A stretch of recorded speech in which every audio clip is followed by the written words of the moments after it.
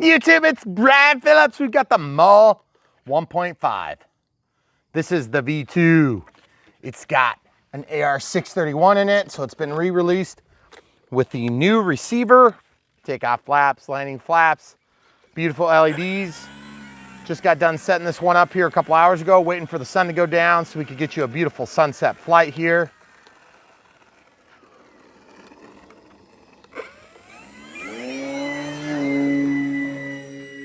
First flight's gonna be on 30, whoa, jeez. As soon as I got out of my takeoff flaps, we had a nose down attitude, so that's not so good. We're gonna test that here. Riding the elevator. Takeoff flaps, landing flaps. Okay, so everything is pretty good. We just need a little bit of elevator trim. A little bit more elevator trim. See, a little bit more elevator trimmed. A little bit more elevator trim. A little bit more. There we go. She's going level now. 50% throttle. Takeoff flaps. Balloon. Landing flaps. Landing flaps are pretty good. I'd say 1 more percent, 2 more percent maybe on flaps. And then she'll be golden. Okay, so here we go. Try for a landing if we can get it. Beautiful, beautiful. Nice. Not quite enough rudder authority to get that to creep straight down the runway. Take off, flaps, and landing flaps. So let's go 7, and let's go 12. Okay, so we're walking back out. That's off of the stock setup. Recommendations. That grass might be a little bit tall for us, but we'll try a grass takeoff. It's supposed to be a stole plane, so whoa. Okay, I'm gonna go reset. Okay, so we caught a nasty chunk of grass, full up elevator. And here we go. Gets out of the grass just fine. Out of the flaps. You know what's weird? There's the takeoff flaps, landing flaps. Ooh, she's a little bit better. I think we got 1% too much on the landing flaps, believe it or not. And I almost feel like we should go to 3 seconds like we did with the Carbon Z Cub. Sure looks good up there though. It's definitely flyable. I'm just getting picky with it because look how nice that thing looks. Very realistic look. Ultra scale, like 30% throttle on 4S, 3200. Beautiful forward facing landing lights.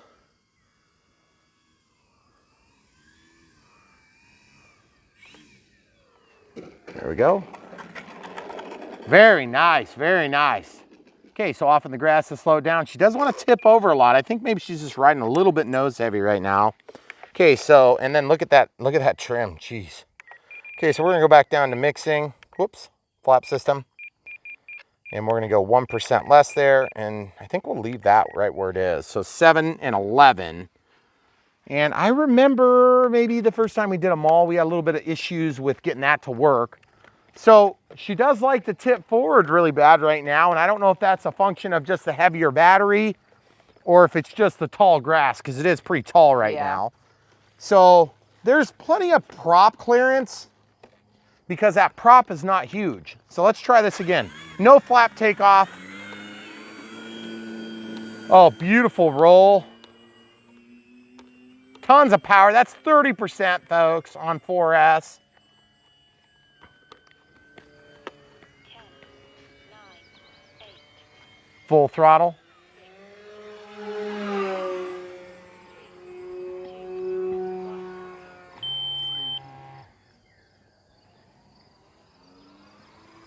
Full throttle.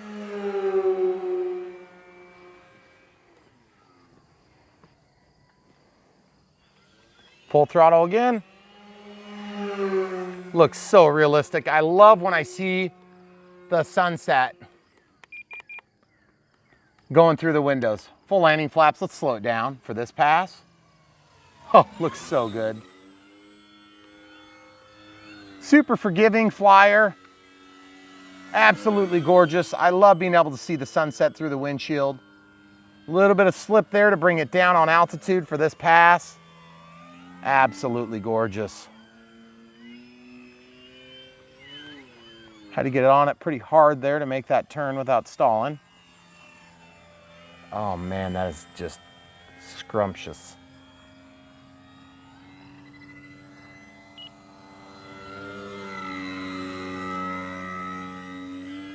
Takeoff flaps, almost no correction issue. Out of the flaps, a little bit of nose down tendency.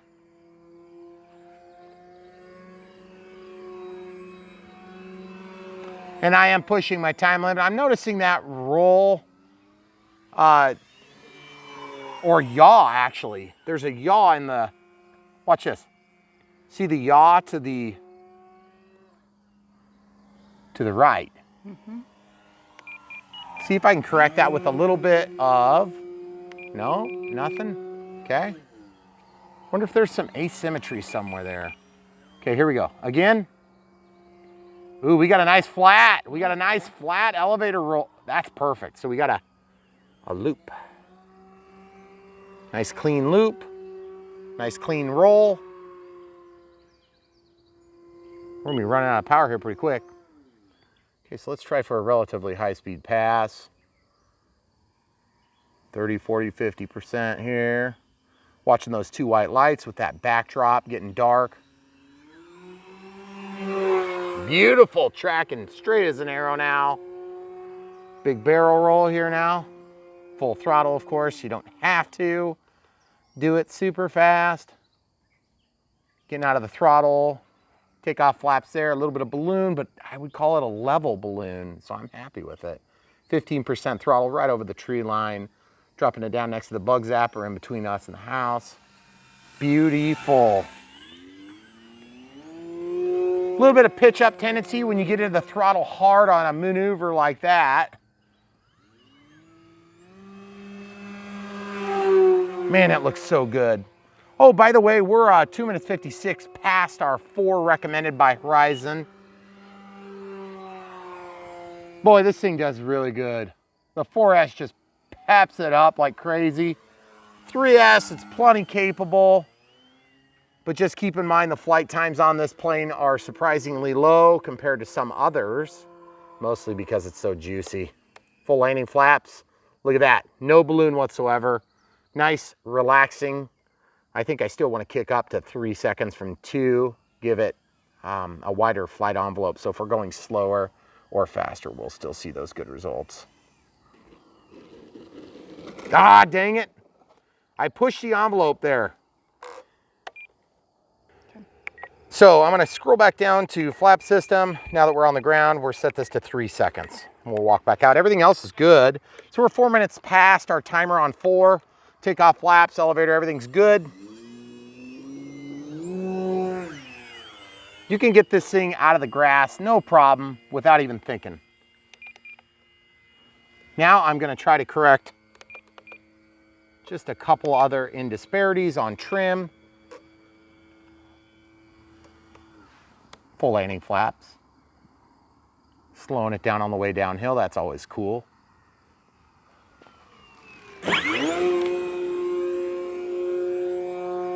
Sounds super powerful, love it. I'm listening for hints of power issues, and I haven't heard a single one. A little bit of slip. It does like to go over to the right when I touch down. I don't know that there's a whole lot I can do. I'm giving full yaw input, so it likes to do it. I don't know if maybe one of the wheels is a little bindy compared to the other side, so we'll take a look at that when we bring it back over. But so far we're at 5 minutes and 30 past R4. So I would call that pretty good. We're gonna get the XBC out and check the voltages and come right back. Okay, so a couple things I noticed. I didn't feel like we had a terrible landing or anything on any of those landings. And yet we have a little bit of splay on the landing gear. So I'm gonna show you how I fix it on my Maule in the past. I support right here, and then I bend, but I don't bend the plastic, okay? I don't wanna break the plastic. I just bring it back down, and then I support really, really sturdy right here, and I just bend it back down. And that's all I do. I bring it in past center, because when you get your first couple of landings, you might actually bend them back a little bit. And that's what I do. And I had to do that to the, I I had to do that to my SR22T as well, the Cirrus. So those had a lot softer landing gear though. I think this is steel, they were aluminum. Okay, so let's just check here. We're probably getting pretty close to spent, if not spent. 3,200 4S. Yeah, we could go for a few more minutes, but I'm not gonna. We're right at spent, I would call it. Of course, you could push it, but I felt like we got enough out of it. So what do we call that? Like a 9, maybe? Yeah, 9 minutes. I think you were about 5 minutes over your 4. Now we were on the ground for a minute of that maybe, so let's call it 8. 8's a pretty reasonable flight time. I can live with that. 3,200 4S Gen 1, maybe not my favorite size pack. I'm gonna go to 2,200 Gen 2. Let's see how this one does. This is a 3S, and we don't typically fly a lot of these, you know, 1.5 meter planes on such a small pack. But I'll be honest with you, these Gen 2 packs have just been flawless for us. So I guess we're just gonna see how it goes, guys. The CG is super forgiving on this. There's like a 4 million millimeter range. I hate the IC3 on this plane. And I'm not a big fan of this, but it is nice to have it on the top. Wait for everything to dance twice. That indicates safe select active. And then what I'm talking about is look at the range. It's like 52 to 78 or something like this. Yeah, 52 to 73, I think. 73, that sounds right. Okay, so I'll take the batteries from you, and then we're gonna go ahead and get back up in the air. All right, so clearing the timer. We're at 4-minute timer. Everything's ready to rock and roll. Takeoff flaps deployed. Let's try for a STOL takeoff. All right, full stop. All right, here we go. So I'm gonna try to kick the tail wheel up and then bounce it up, okay? Took a second. And guys have asked me for years, hey, do I wanna get the Timber or do I wanna get the Maule? And I think it's just that they both come with floats. They're both beautiful planes. They're both kind of similar price point takeoff flaps there. The landing gear are dramatically better on the Timber. But now that the Timber has a top loading battery, the lights are better on the Timber. The lights on the Maule are beautiful and scale looking. And by the way, the glass canopy cockpit area is just so cool. I absolutely love that. I love that the Tundra tires look right for the airplane. Well, this is cool. Do you see the manned aircraft up there? Yeah. Obviously, I'm Way up there. very much respecting his space. He is way up there. But so cool. In fact, that might be the crop duster. It is. Oh, it is. Oh. It's a crop duster. I was hoping we would see him. That is so cool. It's the air tractor. Yep. Okay, full landing flaps. He might be going home right now. Pretty sure he's not spraying right now. This is getting dark. One wheel. Keeping very low. Yep, we're good. So if you guys are used to flying around agricultural areas, keep your eyes out for crop dusters. They will drop down below the power lines and do some insane things on a regular basis. 2200 3S, 50% throttle here. I feel like the 3S has plenty of power on this thing. Let's show you a full speed pass here, out of the flaps. Woo! And up. Let's watch for a stall turn here. Take off flaps. 30, 40, 50, 60%, 70% throttle, 80%, 90, 100% throttle.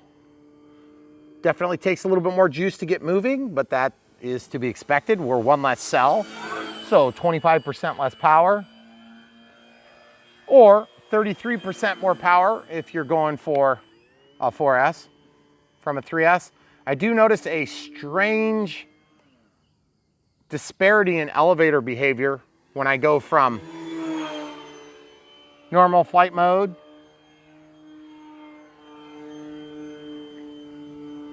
to flaps. Or actually when I come out of takeoff flaps, because honestly, I like flying this plane with flaps. I pretty much would cruise around with this at about 30 to 40% throttle on 4S all day long. And on this configuration, I'd be about 40 to 50%, maybe 60% throttle. When I'm on 3S, one wheel, no problem. It flies really good, guys.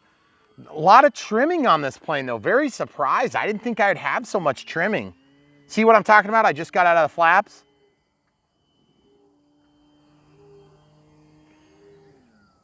Takeoff flaps there. A little bit of balloon, some correction. You know what? I think I remember doing this on another plane. Full landing flaps. Check this out, guys. 10, 9, 8. Okay, so trying for the high alpha, if you will, the 3-point landing, and it just doesn't like to do it. It likes to kind of veer off to the side, but it is a lot better now that I splayed those wheels back out. So I want to show you one trick that might be helpful. You see this strange 84% correction from trim? Watch this. Okay, -9. Okay. Don't call me nuts. Just call me right. Let's try it. I want to see how this works. I think this might take care of my problem, but we're going to try it. We're going to try it from takeoff flaps, being very mindful of our pitch authority.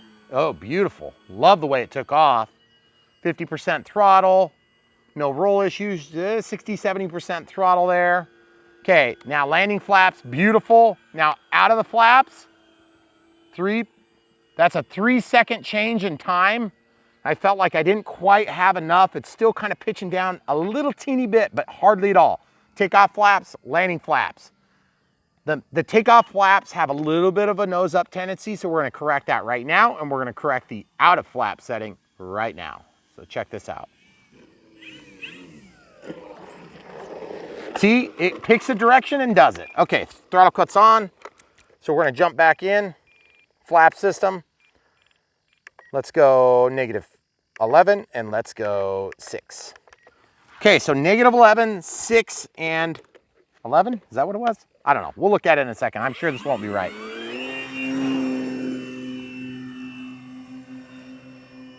Takeoff flap still on, 60, 70, 80%, 90%, 100. Full landing flaps, get a nice pass in. Takeoff flaps, a little bit of throttle added. We're about 70% throttle now. Okay, now let's come out of the flaps. A little bit of pitch down.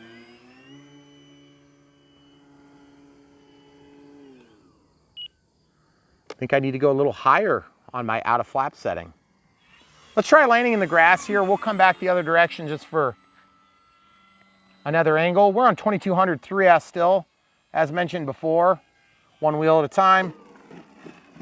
Nice. Okay, so don't tip up. Okay, throttle cuts on. It didn't tip as easy as it did with the bigger battery. So let's go back down here. Let's do 13. I feel like everything else. So 13, 6, 11, -13, okay? So takeoff flaps out of the throttle cut, a little bit of up elevator. Oh, I knew I was gonna hit that bump. Not gonna make it. I'm gonna go grab it. Okay. All right, folks, so takeoff flaps. Getting off that tail wheel. Beautiful roll. Backing off the throttle. Walking back over to the camera crew, doing some beautiful holding patterns with the green backdrop. Absolutely love the way the lights look right now. Takeoff flaps. No balloon, that was me. Give it an elevator input, a little bit of throttle to make the turn, real sharp. Just about turned on top of itself. Absolutely gorgeous this time of night, guys. This plane just almost can't be outdone by its beauty. Definitely looks better than the Timber in terms of scale details. But if you like the Timber better, you might like the Timber better. I'm kind of comparing this to the Timber Evo because I get so many questions about, okay, out of the flaps, watch for balloon. Oh, dang it, we got a little bit of a dip. So we gotta go even higher. Jeez. Slipping it in. And kaput. And that's actually sawed there, so it's nice and smooth. I am gonna go a little bit more, guys. Whoops. Let's do -7. 17. We're going pretty aggressive now. So really what I'm doing is I'm setting up a trim. It's just through the flat menu, which is a little bit weird. I know it's not the normal way. You got to watch your bumps there. This plane likes to tip over on its nose. Full up elevator. Okay. Riding it, getting up in the air. But like I said, I fly so much with takeoff flaps on this thing. It's like I'm not going to hardly ever shut them off. Okay, out of the flaps and a little bit of nosedive there at the end. But once you get your speed back up, you're good. You're golden then. Upside down flight performance is amazing. Actually, hardly any up elevator at all. I love the way she screams. Okay, takeoff flaps, landing flaps. Let's see how fast she'll slow down. She does slow down nicely. And she's just very, very forgiving. Until, of course, you get down on the ground, and then she kind of wants to ground loop on you real easy.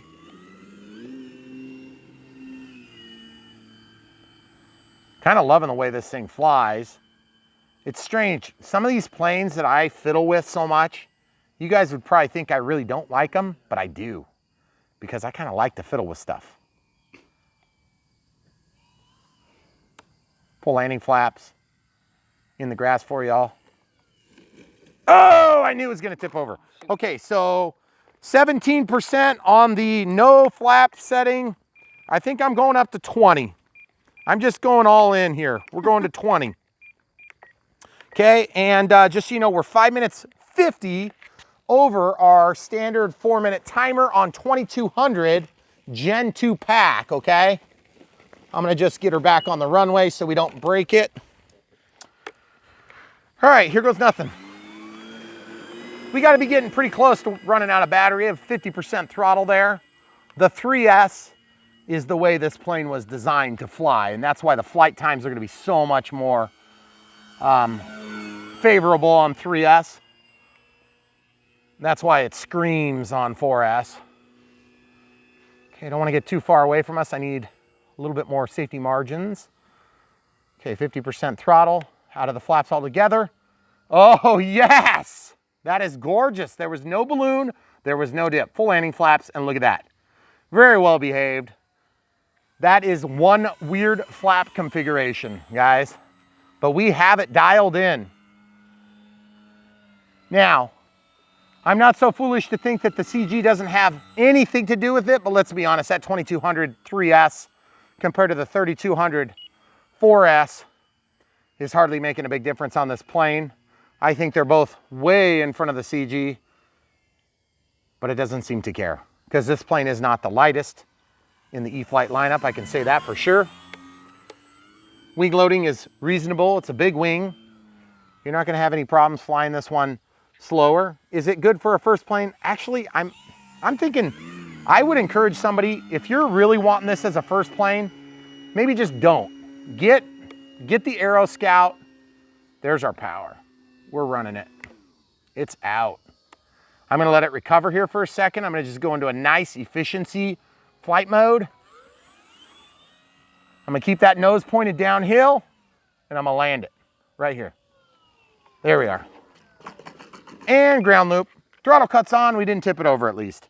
7 minutes 54 plus 4 makes 12. Yeah. Minus our ground time. We were on the ground a lot on this flight.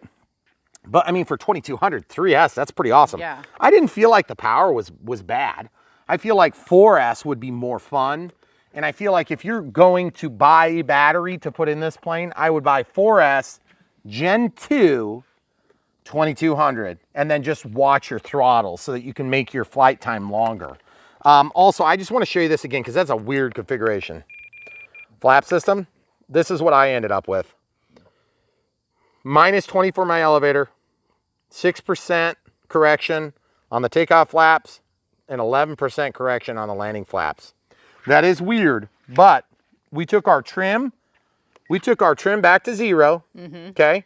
And we also really spent some time to get that elevator mechanically trimmed to neutral on the plane when we were doing our build part of the setup. Well, actually, that would have been the radio setup portion if you really want to get down to it.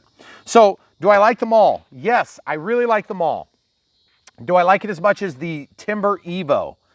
No, but I do like the looks of this better. And because of that, I might tend to fly this one a little bit more. The Timber Evo has thrust reverse. That's a big deal. It's one more fun thing to do.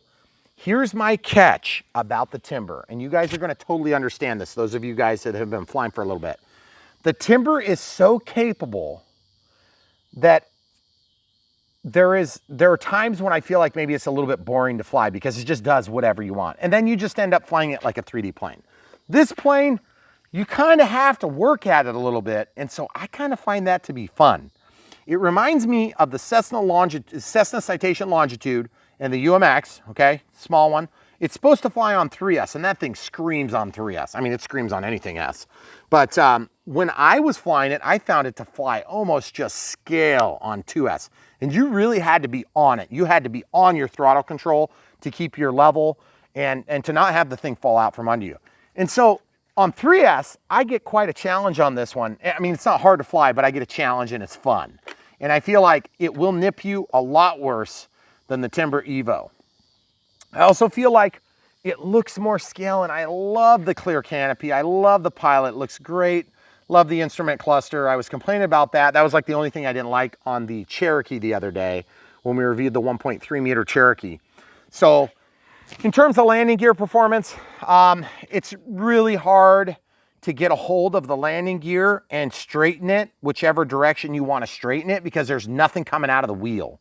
Like on the Carbon Z Cub, for instance, there's a little bit of a nub that sticks past the wheel, so you can take and torque that and get your toe in or out, and that really helps to correct for some of these disparities along the runway. Although it's possible this plane would support doing Dubrow pneumatic tires. Now, I know some of you are thinking, yeah, Brian, that's a lot more weight, and I agree, it is. This plane has not got the power to weight ratio that the Carbon Z Cub does, or the Beaver, or the Draco. And we plan to do the Draco next, but maybe this guy needs to be in line, because I'll tell you what, the performance of those tires, while they're beautiful, is very much not great. The thing wants to track weirdly. I mean, when you're doing wheels up, you're on your mains and you're just going down, I feel like it does all right. But it wants to ground loop so bad as soon as you get your tail wheel down. And I hate that performance, because what happens is, I think what's going on is you get to this angle. Okay, so we're square and we're good. But then when you tip down, then you toe out, and then it wants to yank off to one side or the other. And it's like super understable. So that could be corrected with some adjustments. It's just really hard to keep the adjustments. So if you put some pneumatic tires on there, I feel like it would hold for you better. Now, if you're doing grass landings, all day long you'll be fine, but you got to look at our grass. We've got some patchy grass. We've been trying really hard this year, and we've had a lot of trouble getting it to take. And so it looks like this over there, and we also have lots of gravel in it. So we're trying to get that worked out, and we appreciate you bearing with us. Over here, we've got some sod, and the sod is very smooth and very clean. And then over here, we also have sod, and so we have a nice smooth transitional area. But once you get out into the rough and tumble, you get some huge fescue chunks. I don't know if you guys know the different types of grass, but this is fescue, and it's huge. See how tall that is? This was cut at the same time, obviously, as this Kentucky blue here. So in our area, the Kentucky bluegrass, it's like this. It's very fine and soft and in smaller blades, and it's very easy to get around, cut with the blade of the prop. And it spews less big chunks that get stuck into the servos and the linkages and all this stuff. But over here, we've got a lot more of that other, let's call it more hay grass. And by the way, we have some fescue out here that's really big. It'll get like, you know, this tall. So that might be part of our issue on that. But I would say, in terms of its nose overs, I have a buddy who's flying his a lot, and he gets a lot of nose overs on his. And I think really what it comes down to is toe in, toe out on your landing gear. And it is very difficult to keep those things in that configuration with that steel gear. Is that a deal breaker? Oh, definitely not. It's a great flying plane. Just fly the thing. I mean, you're not sitting on the ground taxiing with it for fun most of the time. I mean, that's a fun thing for like one, I don't know, 0.5% of the time you have a plane. So I think it'd be worth trying the Dubrow tires, but I'm not sure that we're going to, because I really like this plane as is, and I don't think it'll handle the extra weight. You're talking like, on the last one we did, it was 4 3/4 times the weight of the stock tire on the Carbon Z Cub to go up to the Dubrow tires. But the Carbon Z Cub has tons of power. So on 4S, I think you'd be okay, but you're already kind of pushing the flight times if you ask me. So 9 minutes I'm happy with, maybe 8 minutes to be on the safe side on a 3200 4S. On a 2200 4S, I bet you'd get about the same flight time just because it's lighter. You might even be able to go a little bit longer, but you got to be really generous with your throttle. Or not generous, you got to be very modest with your throttle. So, do you want to check that one? Yeah, we should. Yeah, let's do. I'm gonna back taxi it if I can get it to go. Be very, very careful. Full up elevator. Boy, that thing does look good. Look at the lights on the ground. The lights are great. And the lights really do help. And I don't know if you guys can tell this. Oh, and by the way, you see my little repair that I did? Look how much better the gear look now. Oh, after my first couple of takeoffs. The wheels are square with the ground. So when we drop down over this tree line, and this is true for many of you in your flight fields, you've got a backdrop that's either grass or not grass. You've got a green backdrop or you've got a mountain backdrop or whatever it is. And you have this contrast change, especially with the sunset. And your plane drops below and it is gone right then. That's why I love forward-facing lights. And I talked about this in the Unbox build and radio setup, but those two white lights, you see. But the red light, I see red is right returning when it's coming toward us over here. But see over there, you're gonna see the green light. But if you're coming straight on, you really don't see the nav lights very well. But that's fine, because you don't need to see them. You've got the two white lights, and you kind of know which direction you're going by then. Because if you're flying broadside, you'll be able to tell that you've got the right wing coming at you if you're going over here, or your left wing if you're going that way. And you just kind of get used to that as you fly these airplanes. But my biggest issue with the airplane would probably be keeping the landing gear from getting splayed out a little bit. And that's gonna throw all your geometry if you do get the toe in right so that it performs well when you do your 3-point landing.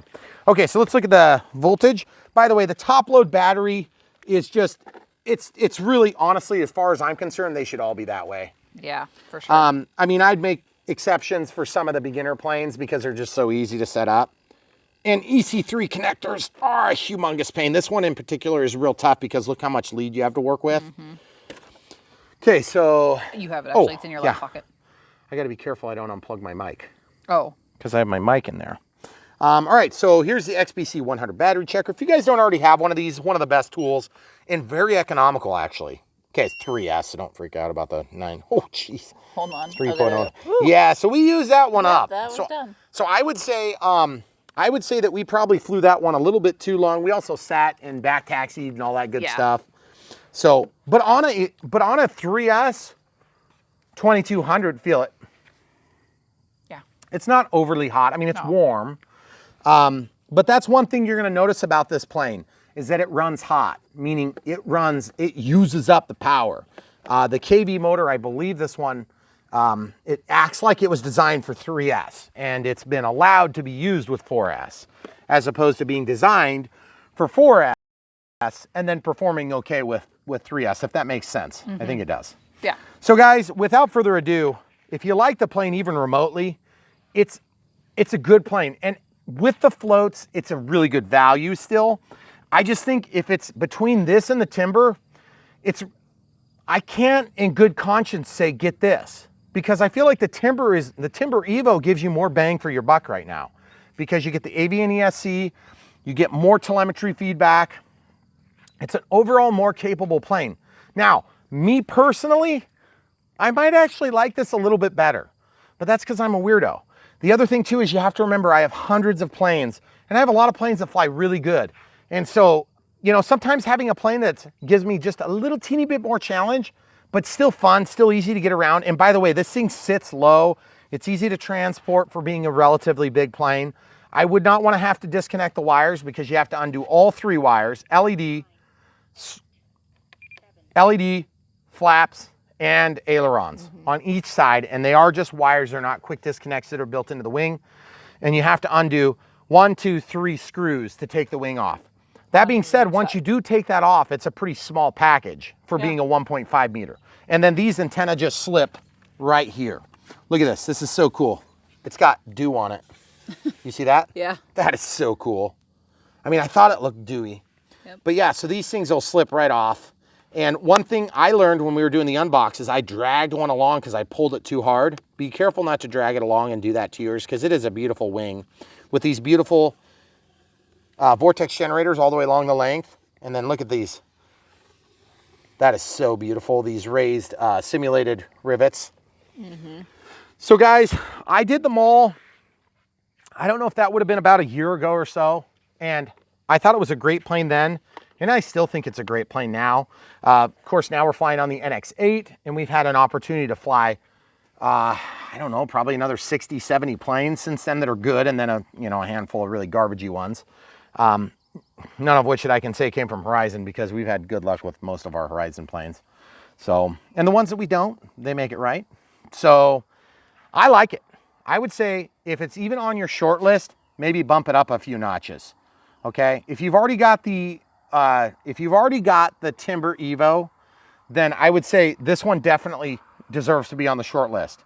If it was between this and the 1.3 meter Cherokee, my predisposition would be the Cherokee if you already have the Timber, because the Cherokee is a low wing and it's a tricycle, and the Timber is very similar to this plane in that it's a tail dragger, and I feel like it performs better on the landing gear. So, and plus they both have, oh no, look at the giant lion, tiger. It just like all came out of nowhere. Yeah, I know, isn't that funny? So without further ado, guys, if you want to watch our process of putting this together, it was actually a pretty easy build. There wasn't really any surprises, but you can see how we do the radio setup if you need some help to get safe select. I didn't even show safe. I feel bad, guys, but safe is like really honestly on a plane like this, it's pretty lame.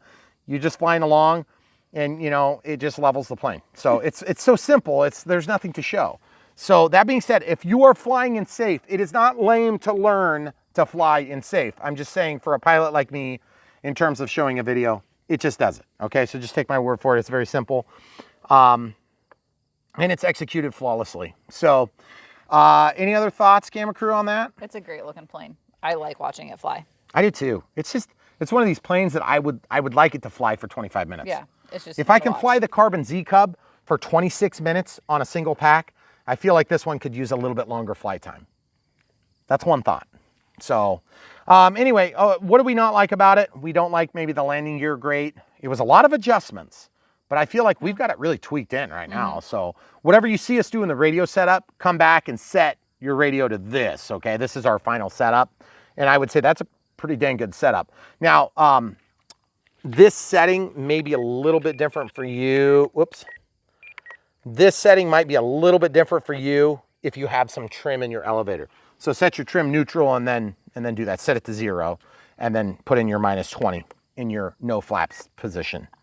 So beyond that, guys, if you want to buy one, check the link in the video description below. We'll link to the batteries that we use today and just those ones.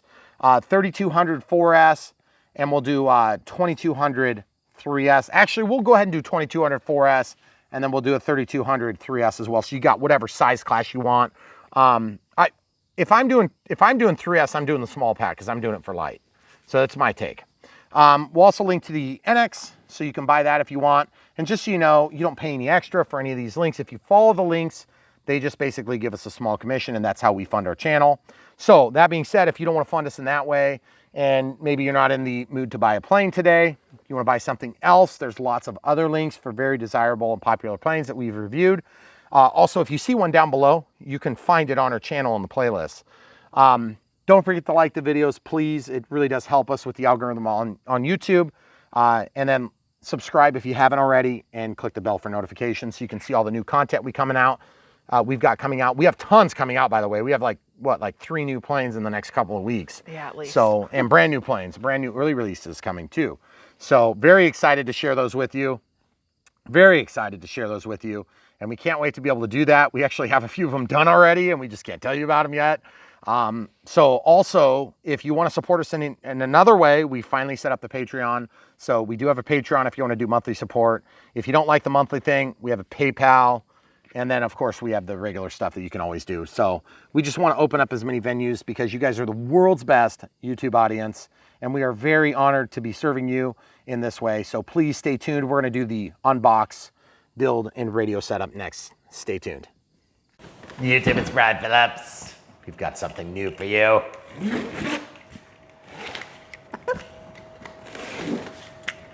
You've already seen it fly, but we haven't.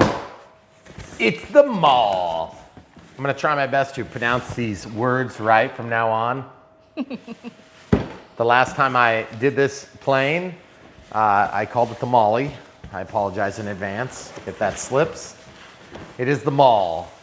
This thing is a great, great flying plane. We've reviewed a couple of the greats in recent history, like the Carbon Z Cub, the Beaver. The Beaver was super fun. And of course the Draco.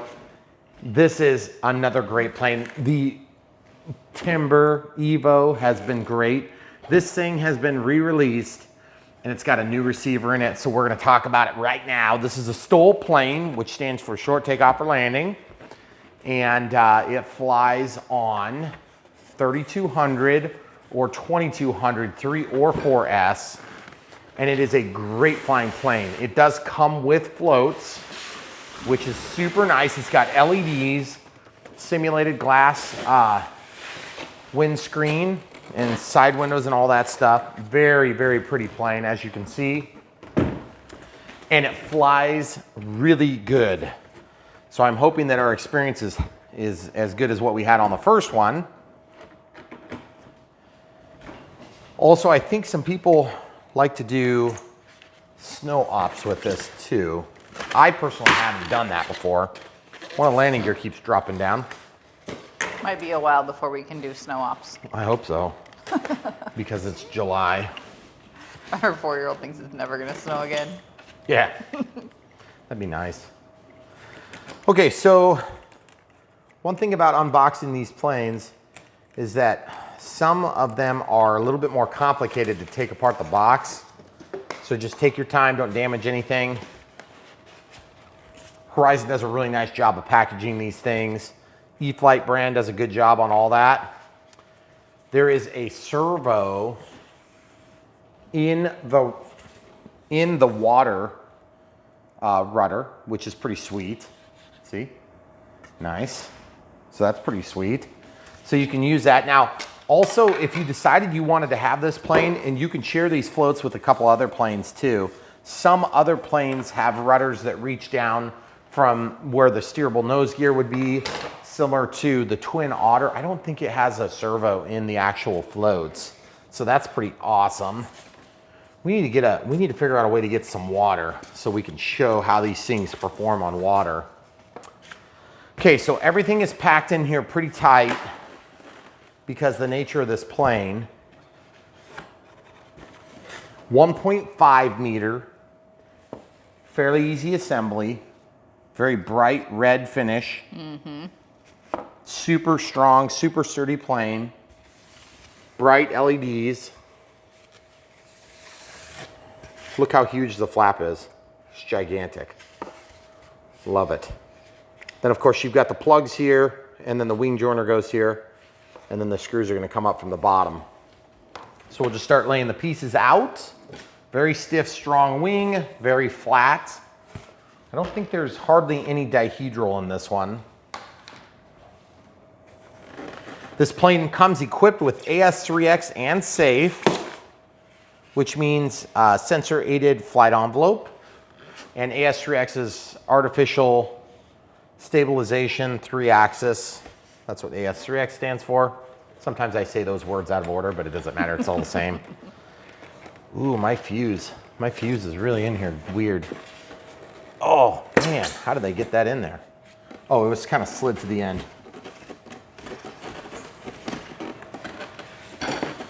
Okay. Look at the pilot. That's super cool. Canopy, or not canopy, but the instrument cluster looks nice. Simulated seats, that's really cool. Different colors so they stand out. Got these supports here, that's really cool. One of my lesser favorite features, even though it's a top loader, it is easy to lose this, so be real careful not to lose that, okay? And then of course it's got an EC3 here, which works fine with the IC3s.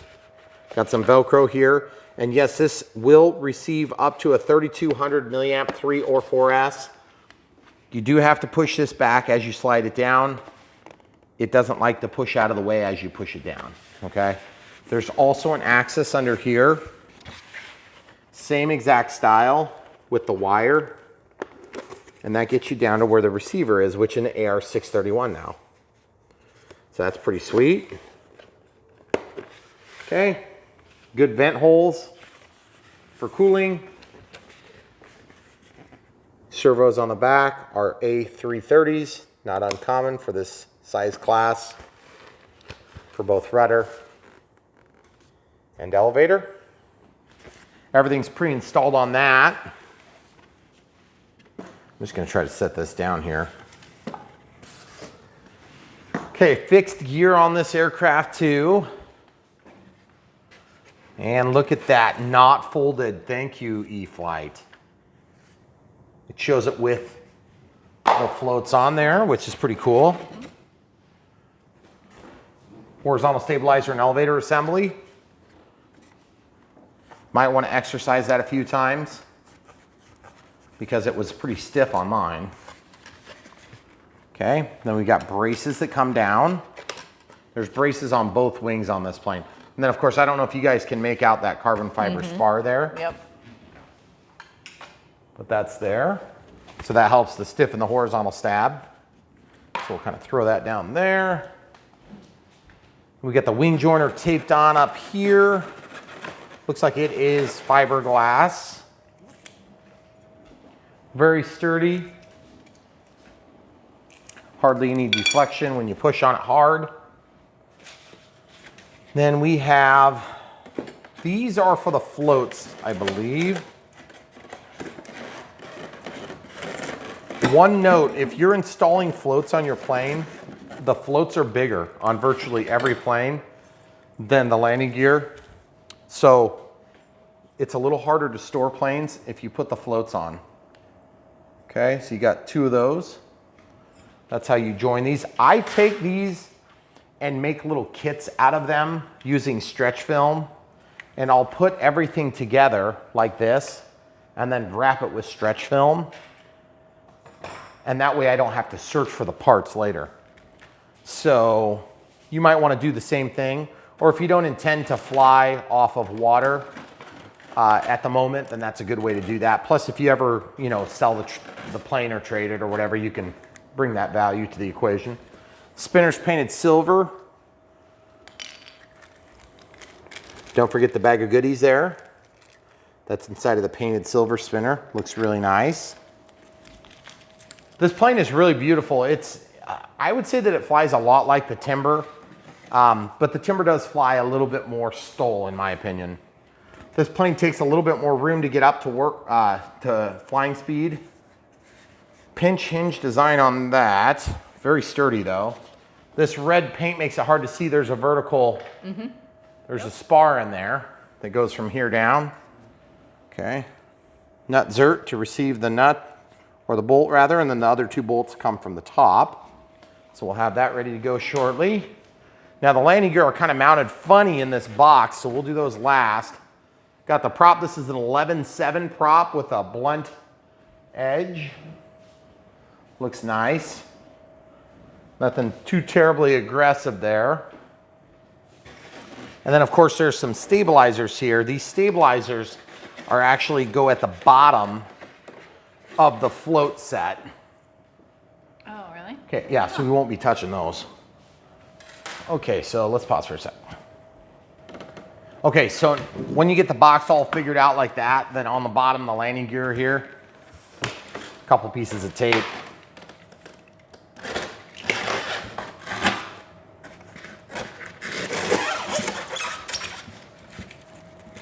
Landing gear are really robust on this plane. They're nice and sturdy. If and when they do bend, you can literally bend them back. So they remind me a lot of the landing gear on the Cirrus SR22T. They have the nice tread pattern on there. I just wish they were squishier, because that would be nice. Not actually sure exactly how these things work. I think you'd have to pop these off and there's a collar within that holds them onto the shaft. So if we ever decided to redo those tires, this would be a plane that could probably use it. So without further ado, we're gonna get to an assembly on this plane and should be a pretty easy process. So we'll get the plane stand and come right back. All right, so we have the landing gear here. That's the first step. If you wonder why we keep pausing, there's a fly that's been driving Megan and I crazy, and we have been trying to murder it between takes. And we have not accomplished the goal. Nope. So we have failed miserably. just be prepared. So just be prepared. If there's more pausing, more unnecessary pausing, you'll know what's going on now.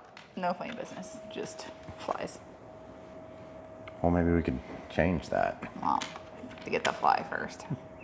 All right, so we're gonna push these on here, and as you tighten them, you'll see the objective is to really hold those gear down in there. See how that, once that falls down in there, it'll make that, see that angle? Okay.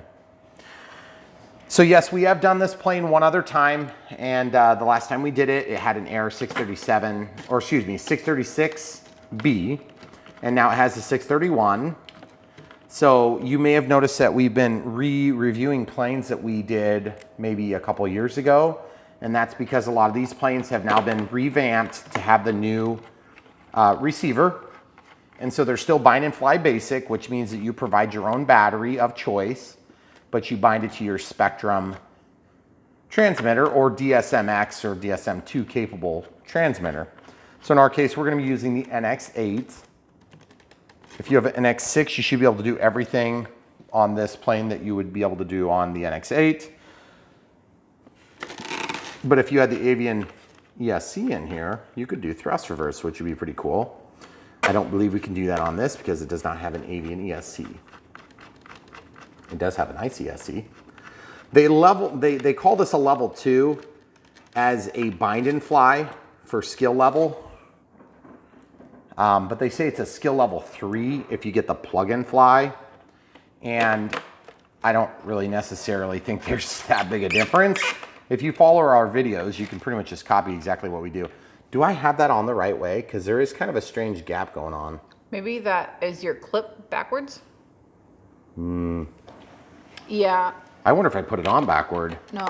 Well, which one? What do you mean, which one? Both sides. Like I just put the landing gear in the wrong way, didn't I? Oh, the gear. Yeah, the actual gear's in backward. I thought you Do you meant guys the see what I little did clip. wrong? Show the people what I did wrong. Right here. Show them the gap. I think I just stuck them in. It's very hard to tell what direction it's supposed to go. And I'm pretty sure I've got it backward because this gap here. So look for that gap and that'll help to guide you. In here in just a few seconds, you're gonna know if I was incorrect in my assessment because I'm pretty sure it goes either way and you can put it in backward. So my apologies, folks. Let's see if we can find an identifier on here. So as you pull this out and then put it back in, look at the fit. The fitment's so much better. Yep. See that? Okay, so yes, there is a forward and a backward. So it looks like the fold goes forward. Okay, so the fold goes forward. And then you get a perfect fit. So yeah, that's way better. So if you're having trouble putting this together, it's probably because you're landing gear in backward. So who knows, I probably did the other one backward too. It is kind of hard to tell, 50-50 shot at it. You could get it together either way and it's not gonna really make a huge difference. But it looks like the gear go forward and then the fairing kind of goes back. The empty fairing part.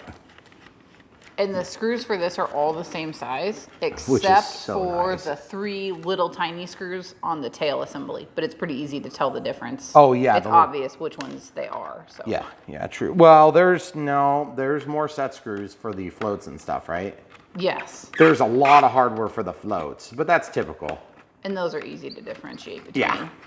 So we're gonna probably put those extra plastic pieces into the bag on this plane. Sometimes I'll put the plastic pieces in during the assembly, but in my case, I'm not gonna do that. I'm just gonna put them into the bag with the screws. And then I have a box of all the manuals in the order that we have completed the planes because there's so many of them, it's hard to keep them straight. See how this is not wanting to go in? Yeah. I'm gonna try, first thing I'm gonna do is I'm gonna loosen the other one, let there be some play on that clip, and it's still fighting me, so I'm gonna teach you a trick. If you have one that fights you like that, and you're like me and you do this in your kitchen, then put a little Dawn dish soap on there. And the dish soap, it doesn't have to be Dawn. If you don't have Dawn dish soap, then you can use some, you can actually use a dry soap too, like a stick, and you can wipe the wax from the soap and it will help them feed in there. Still even hard with that. That one's really, really tough. Yeah. In fact, you set all this stuff out and then it gets it away from my body, makes my back hurt. I gotta try to get this as close to my body as possible. That's one thing you guys are gonna learn if you build a lot of airplanes, even the plane stands, just you know, if you can get that as close as you can to your torso, it helps so much in keeping your back from getting sore building these things. See how much better that was with the lube? Sometimes when you're trying to get deep penetration, you just gotta do a little bit of lube. Sometimes. Okay, so we got the landing gear on there. That's pretty sweet. This one is just floating until we get the rudder on. Do we flip it over now? Yeah, tail assembly. But I Tail don't know if we're assembly? going to need it upside down or right side up. I think right side up. Right side up? Okay. Well, I don't know if it matters. Oh yeah, you have to have it. So we put this on first because that drops down underneath. Okay, so it goes like that. Then one screw goes through. Are these all the same? The 3 little ones are, yeah. Do you need... These aren't 3 little ones. Oh, those. Wait, hold on. Look at the directions. Hey.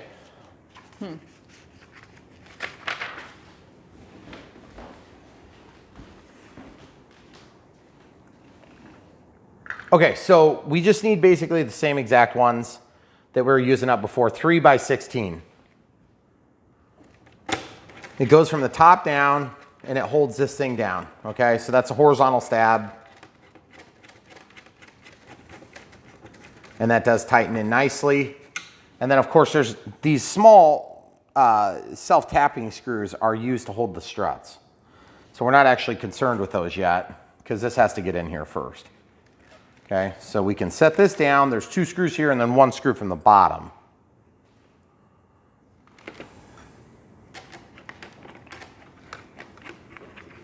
Okay, so just really easy assembly, no glue required that we know of yet, right?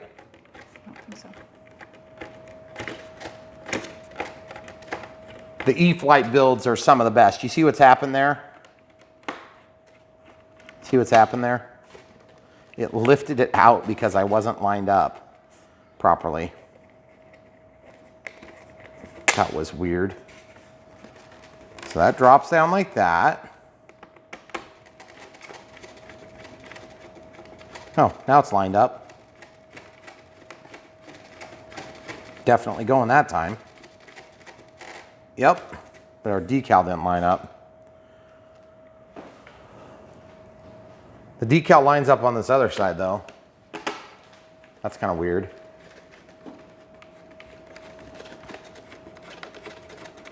Okay, so once we get this one tightened, we'll flip the plane upside down and we'll put the last big long machine screw in first before we even worry about the self-tappers. Okay, so you got a pretty good amount of strength on the horizontal stabilizer. You can see how wide this is on the vertical stabilizer, and that holds down the horizontal stabilizer along with the 1 screw that we already tightened. So then we have 1 more that goes in here.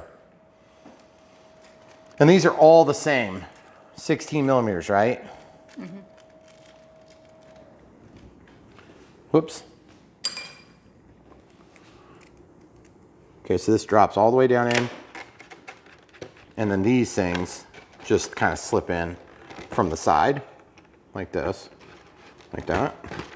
And then that sets the horizontal stabilizer where it needs to be. So it pins through there, which is nice. So if you intend to take this tail apart, it's gonna be a bit of a pain. Just a heads up. And then this is gonna slide down, and then you're gonna have a screw that goes through from the side as well. Now, I'm not sure what that takes. It doesn't show it yet. Boy, they don't show it. There's definitely a screw hole there. Is it just another one of these M316s? I suppose it's possible. No, that's way too big. Okay. Okay, so we're gonna dump out these 3 screws here, and then there's a bunch of set screws here in that bag. Those are definitely not used for this part of the assembly. Oh, so yeah, so that's the same type. So there's 3 screws used here. One goes in from the side here, locks the tail dragger wheel assembly into the rudder. And then the other 2 are used to hold the struts into the bottom of the horizontal stabilizer area, whatever you want to call this thing. I don't even know what that would be called. So these are just Phillips screws, and they're very dinky, probably like 4 or 5 millimeters long. Okay. So remember, this is just pinning through the plastic. You obviously don't want it to pop out on you, but this is not so much structural as it is to just kind of provide a beautiful little detail, and then also there might be a little bit of a structural component there. In real life, of course, it'd be a structural component. It does brace the wing.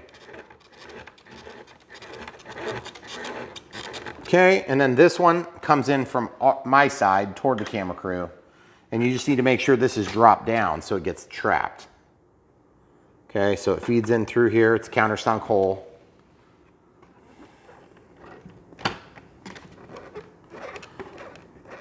Okay, show them from the top. You can see how it's coming through. The wheel's in the way.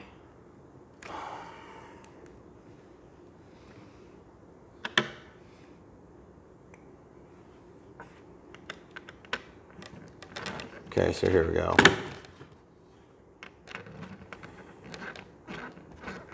Okay, so that traps the wheel, okay? Pretty straightforward stuff. And then there's linkages that go between there and the control surfaces. They're included in a baggie. They got a couple of fuel tubes in there to kind of keep the clevises locked on. So we're gonna go ahead and get those installed, but not finally clipped, because we wanna wait until we have our receiver powered up so that we can see what position everything is gonna go to. And then they'll be centered. You can also use a servo tester, like the XBC 100 battery checker is also a servo tester. Okay, so these little fuel tubes, feed them through like that, stick them on the back, feed them through like that, stick them on the back. And then these things, of course, once you get those to snap together, they're really easy to break the tip off, so don't do it. Don't do it until you're ready. Okay, so where do they say to put the holes? They say, I don't see it anywhere. There it is. Okay, so rudder and elevator are supposed to be in the outsidemost hole on both this and that, okay? That's what they recommend in the manual.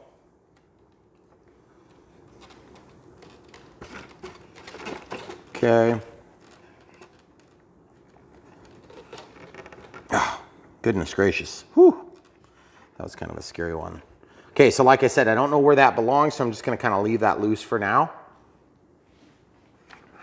And then same thing here.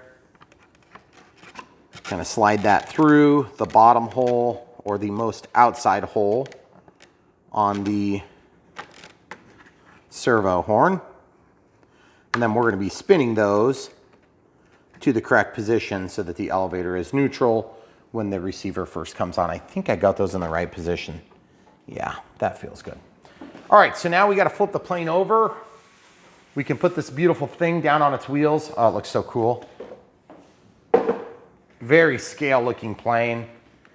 Top loading design is a really good move by Horizon. They finally got it right on the Timber after 3 revisions. And now it's top load too. I've had a lot of people, believe it or not, ask which one's better, the Maule or the Timber. And to be perfectly frank, if you have the Timber, the Maule is very good. But if you don't have the Timber, the Timber is probably, I would lean toward the Timber because I feel like it's a little bit better at doing all the different things that can be done. And these are real similar price points. So, you know, I just say both. So this is the way this is gonna work. Is that the next step, the wing? Because that's the only last. Prop next, but. Oh, they did the prop next? Okay, yeah, you're right, they did. So I'll just stick that on there for now. Okay, so the prop should be pretty straightforward. There's a little textured part on the motor here. And then this slides down and it gets some pressure would be exerted back here shortly. Then the prop goes on. You see how that works? I feel like that doesn't make a very good purchase up against it. You want the reading to be from the front of the plane. So if it's a tractor prop like that, actually it's true if it's not a tractor prop too. Okay, and then in this bag you've got the assembly here, the modified assembly that screws on here. It's a very simple, easy to build spinner assembly. And then of course you've got this screw, which is going to go in from the front of the spinner. It's the same hex too. Yeah, same hex, but it's a different length. Yes. It's longer. It's a 20 instead of a. So I'm just using my Phillips here to get in here and torque this down. And then that makes the purchase on the prop shaft. Then the spinner, of course, is just kind of like for looks mostly. But it does help with the aerodynamics a little bit. Then I'm going back to the 2mm drive. Get that started. And as you're tightening this, this is a really good time for you to double check your seam here is tight all the way around. Tight, tight. So we're good there. All right, good deal. Pretty straightforward assembly, actually. It's there's not a lot of parts to put together, but I mean, you know, you still want to get it right. So these set screws are used for doing the floats, I believe. And so I'm going to put these two plastic couplers, or whatever they are, put them in there. And then I'll make a little kit out of all those pieces that are necessary for the floats. And then we have a couple of antenna structures that go up on top of the wing. And we're going to use the 16mm by 3s to go into the bottom side of the wings. So as we assemble these planes, we end up with just a plethora of extra bolts and screws and things like that, but don't ever throw them away. Because when you get a plane that has a broken one or a screwed up one, it's really nice to have those. We almost never do from Horizon though. Okay, so this is very weird. I have 3 plugs on each side. Is that supposed to be 3? Oh yeah, there's lights. So that's lights, flap, this must be aileron, okay?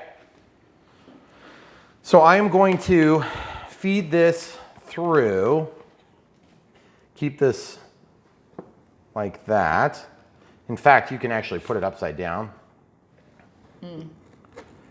And we'll just feed that through. And then these doohickeys, the plugs, can be pulled out, the servo plugs. Just pull those out from the end. And of course, part of what we're doing now is just to kind of make it easy for you guys to see. The sticker's stuck there. Yeah. Okay, so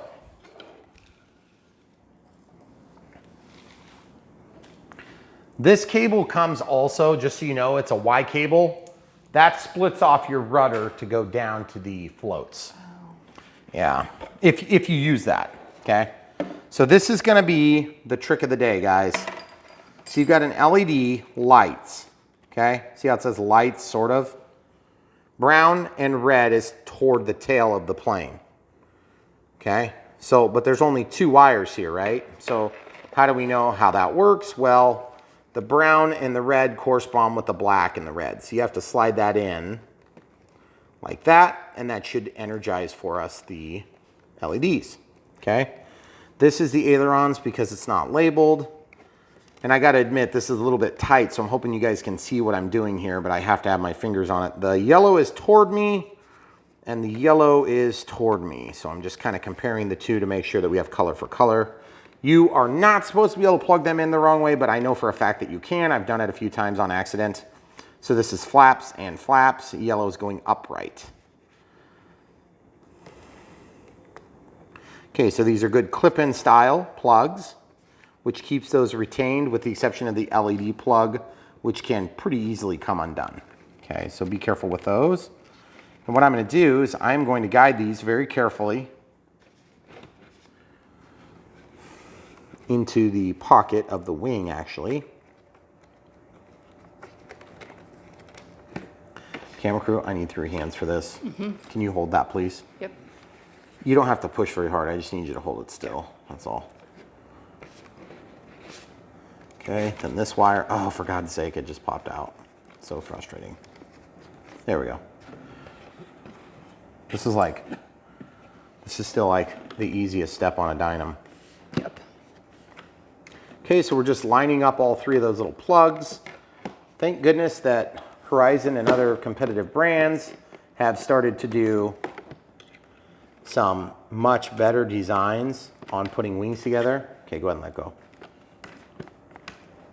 Oh yeah, that's a pretty tight fit actually, Yeah. folks. So now that we have that assembled, I am going to probably just flip it over and put it flat like this. Then there's 2 of these 16 millimeter long by 3 that go in to either of the holes. You see how tight this is next to the structure? That makes it extremely difficult to run this screw. See how close my fingers are to the frame? There's just like hardly anywhere to hold on. So this might be one of those rare occasions where the little L style Allen driver might be the better option. See how it's not going? Can you try to spin that, or I'm gonna have to probably push pretty hard to make that start. It's going this way. Is it going? Yeah, yeah, yeah. Okay, good. Okay, so once I get that to the countersink position, it should pull the wing right where it needs to be. So we're gonna need a total of 3 more of those. So I've got 3 in my hand, and then there is a bunch of extra. Look, guys. Look at all those. Wow, really? There's a ton of extra. Huh. That's because they use those for the floats too. Yeah. The float assembly is actually a lot of steps. So we've done, oh, we're gonna need ones up here too. Shoot. So we're gonna need a total of 2 more. Just need 2 more. That was probably not the smartest way to do that, but we'll learn from our mistakes for the next time. Okay, sounds good. Yeah, see what I'm talking about? Yeah, that's really tight. So our RTL fasteners kit came with a 2 millimeter drive that's got a ball end on it. So you can hit these strange angles a lot easier. But I think just for the sake of teaching you guys from our mistakes, you gotta tighten that bottom one first. I don't know what I was thinking. I knew that was gonna happen as I was tightening it. And yet I chose to do it anyway. This is where a super long driver would be kind of handy because you could reach your hand all the way up over the fuse. Okay, so you guys may have noticed this assembly was really not too bad. No. It's gone real smooth. It's pretty easy to line up most of the components. About the worst part was pushing the wing in. We've got 1 more of those to do. So, and don't put those antenna on until you're done with both wings because they're gonna, of course, make it really hard to put this thing upside down. We have to mark the CG and we have to get radio setup done, which we're gonna do next. So hopefully the radio setup should actually be pretty simple on this. This is a pretty standard setup. We've done a lot of setups just like this, so we shouldn't have any problems. I need to get 2 more of those, don't I? Because I only had 1 out. Yeah, you'll need 3 more total for the other side. Yep, there's 3. So that leaves a total of 4 more for the floats. Okay, so while I've got this wing off, I'm gonna pull these wires out so I can get them plugged in easily. See, they just come kind of stowed up into that little cavity there. And they label everything for you, which is really nice. You know, when you get an E-flite plane, they're pretty well thought out. I mean, I'm not saying that they never have a problem, but we actually rarely do have problems with E-flites. But they're just well thought out. They just do the things that you expect. And so it's not some big question mark if you get the thing, if it's going to be any good. But of course, we're going to show you if we have problems. Okay, so I'm going to push that together in the upside down configuration. Seems to be a little bit easier this way. If you went to the other side, you could probably film pretty good. Okay, so this says flap. I'm going to show you guys another trick. You're going to be on top of my screws there, by the way. There's another trick you can use that makes this step a lot easier if you have access to forceps or needle nose pliers. Forceps are also known as hemostats. You can reach in here and grab and then manipulate like this. See, this one's a flap. Okay, so just looking at that. And when you get into these weird spots, sometimes it's nice to be able to do this without having to try to get your hands in these weird tight spots. Although the two hemostats thing is a little bit awkward. I feel like I'm doing surgery again. Again. Glad you caught that. Okay, so the brown goes to brown, yellow goes to yellow. And interestingly enough, the bent tips are always the ones that I need. Strange, I wouldn't have guessed that. Okay, so there's lights. So lights, the black goes to the brown. Okay, so the brown is towards you. Away from my belly. Okay. So that's a JST connector, it looks like. So it's only got 2 pins. So we don't hook up the signal lead at all. And this is the aileron plug. So the aileron plug, I got that backward. So I'll go this way so that the brown is away from my belly toward the tail of the aircraft. Okay, so that should have everything hooked up. So now all I have to do is slide these either into the fuse or into the wing. So initially I'm just gonna try to kind of slide everything a little bit closer. And then once you kind of get them started, it's actually quite easy. Now I wouldn't want to have to do that every time I take this plane, but it is a 1.5 meter. So keep that in mind when you're deciding between this and other choices, like the Cherokee, for instance. Very good general aviation plane. Flies amazing. Flies a little bit slower than this plane. That one flies, I would say, beyond scale, just like this one, just like most of the planes anymore. But it's smaller. It's a 1.3 meter. And I don't think you're going to be taking the wings off of that one very easy, if I recall.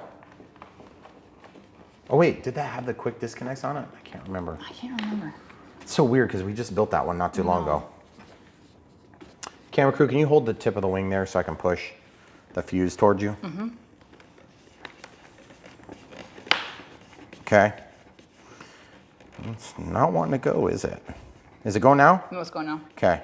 You should be able to relax. Okay. You can let go. But you can see how a ball end would help with that a little bit. You think that's going? It looked like it was going. It's not going.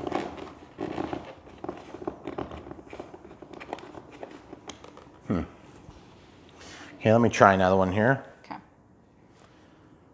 The second time you put this thing together, if you take it apart and store it away or whatever, then you put it back together, it should go together quite a bit easier because you're gonna have to push the leading edge of the wing. Show them where your hand is. Okay, now I'm pushing the fuse against you. Okay. Yep, now it's going. Yeah. Oh, that was way easier. Okay, stay right where you are. Okay. Okay, now I'm gonna go to the back part of the fuse, right above the mount for the floats, and just having trouble finding the starting point on there. I'm gonna back it off and see if, seems like it should be going. I don't know why it's fighting us. This is like a dynamo problem to happen right here. Okay, let go. Feels like it should be starting. I don't know if I'm doing something wrong. Definitely had the right length bolts. There's no doubt in my mind because there's only one length. Yep. See, and it's walking out. I feel like it's got purchase, but then it just kind of like stops. I'm gonna try doing something weird. It's not gonna show very good on camera because I kind of have to hug the plane. But you see, I've got this hugged against my belly. I can really see good. It just doesn't feel like it's going. Well, at least on this one, I can get the wing strut mounted because that's the back screw. So this will get everything even more true and positioned the way it should be before we continue. And then maybe I can try again with like a different approach. Okay, I'm gonna grab the tail and see, I've got this up against my hip now. Now I can pull the fuse and see what I've done? I've collapsed the back portion of the wing and it just doesn't feel like it's going. So, I don't know. Let's take it out and see if we can figure out what's up. See, I'm catching stuff. Yeah. But I'm just catching the plastic, I think. There's a nut zert that's in there somewhere. Okay, so we're gonna pause, figure this out, and come right back. Okay, so we're trying a new screw just to see if we get lucky this time. Oh, it's going. I think that went in the garbage. All right, so we have this RTL fasteners kit. It's a Metro Kit 743. This is like half of the kit. And it came with these drivers that have the ball tip on them. So I'm just gonna try this here on this. And is that even a 2mm? That's a 2mm. So that's yeah, 2mm. So my hope was I could just get in at an angle. It is getting purchased now, which is nice. I don't know that I've ever used this 2mm. So I think it has a little bit of a rough spot on one of the sides. Yeah, there we go. So it's I wonder if we had a cross thread in that first screw because this one went right away. So I think we were just grabbing the plastic instead of grabbing the nut zert down there. So yeah, we only had the camera shut off for just a few seconds, just long enough to throw things in the garbage can on accident. All right, so that pretty much is the assembly on the plane. We have to put these two antenna in, which just snap in, super duper easy. So if you're having to transport things and take it apart, it's really easy to get those decorative details out of the way. Be real careful as you do your wing assembly. You don't crush too much up here because it'll look bad.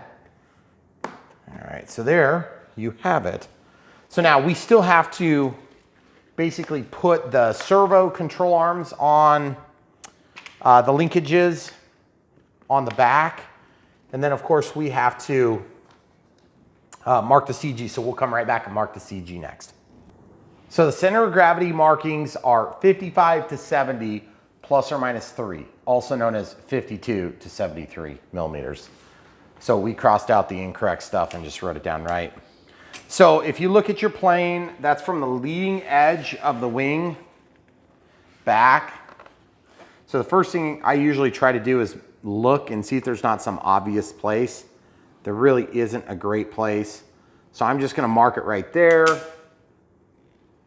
And when I mark my center of gravity, I actually make a pretty sizable bump so that I can feel it with my fingertip. And I'm gonna try to do it the same. And of course I made the stupid mistake of putting those antennae in just before we did this.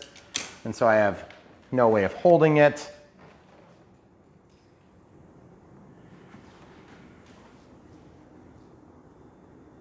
So there's 55. And the wing struts do kind of get in your way a little bit to do this. But once you have your holes marked, however it is you like to mark them, then you can reset to 73 millimeters.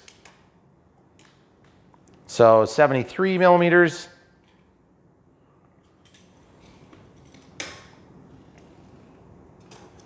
Okay. So 73 millimeters puts us back right in the middle of that. So it's basically right in the middle of the wing spar, which it stands to reason. That's a pretty typical place. But it is a little bit strange that you can be, man, that's, oh man, what happened there? I must have bumped it bad when I was moving it over. So there's 73. I need to double check now. 73. I totally caught that with something else. Yeah, 73. I must have caught it on the prop, guys.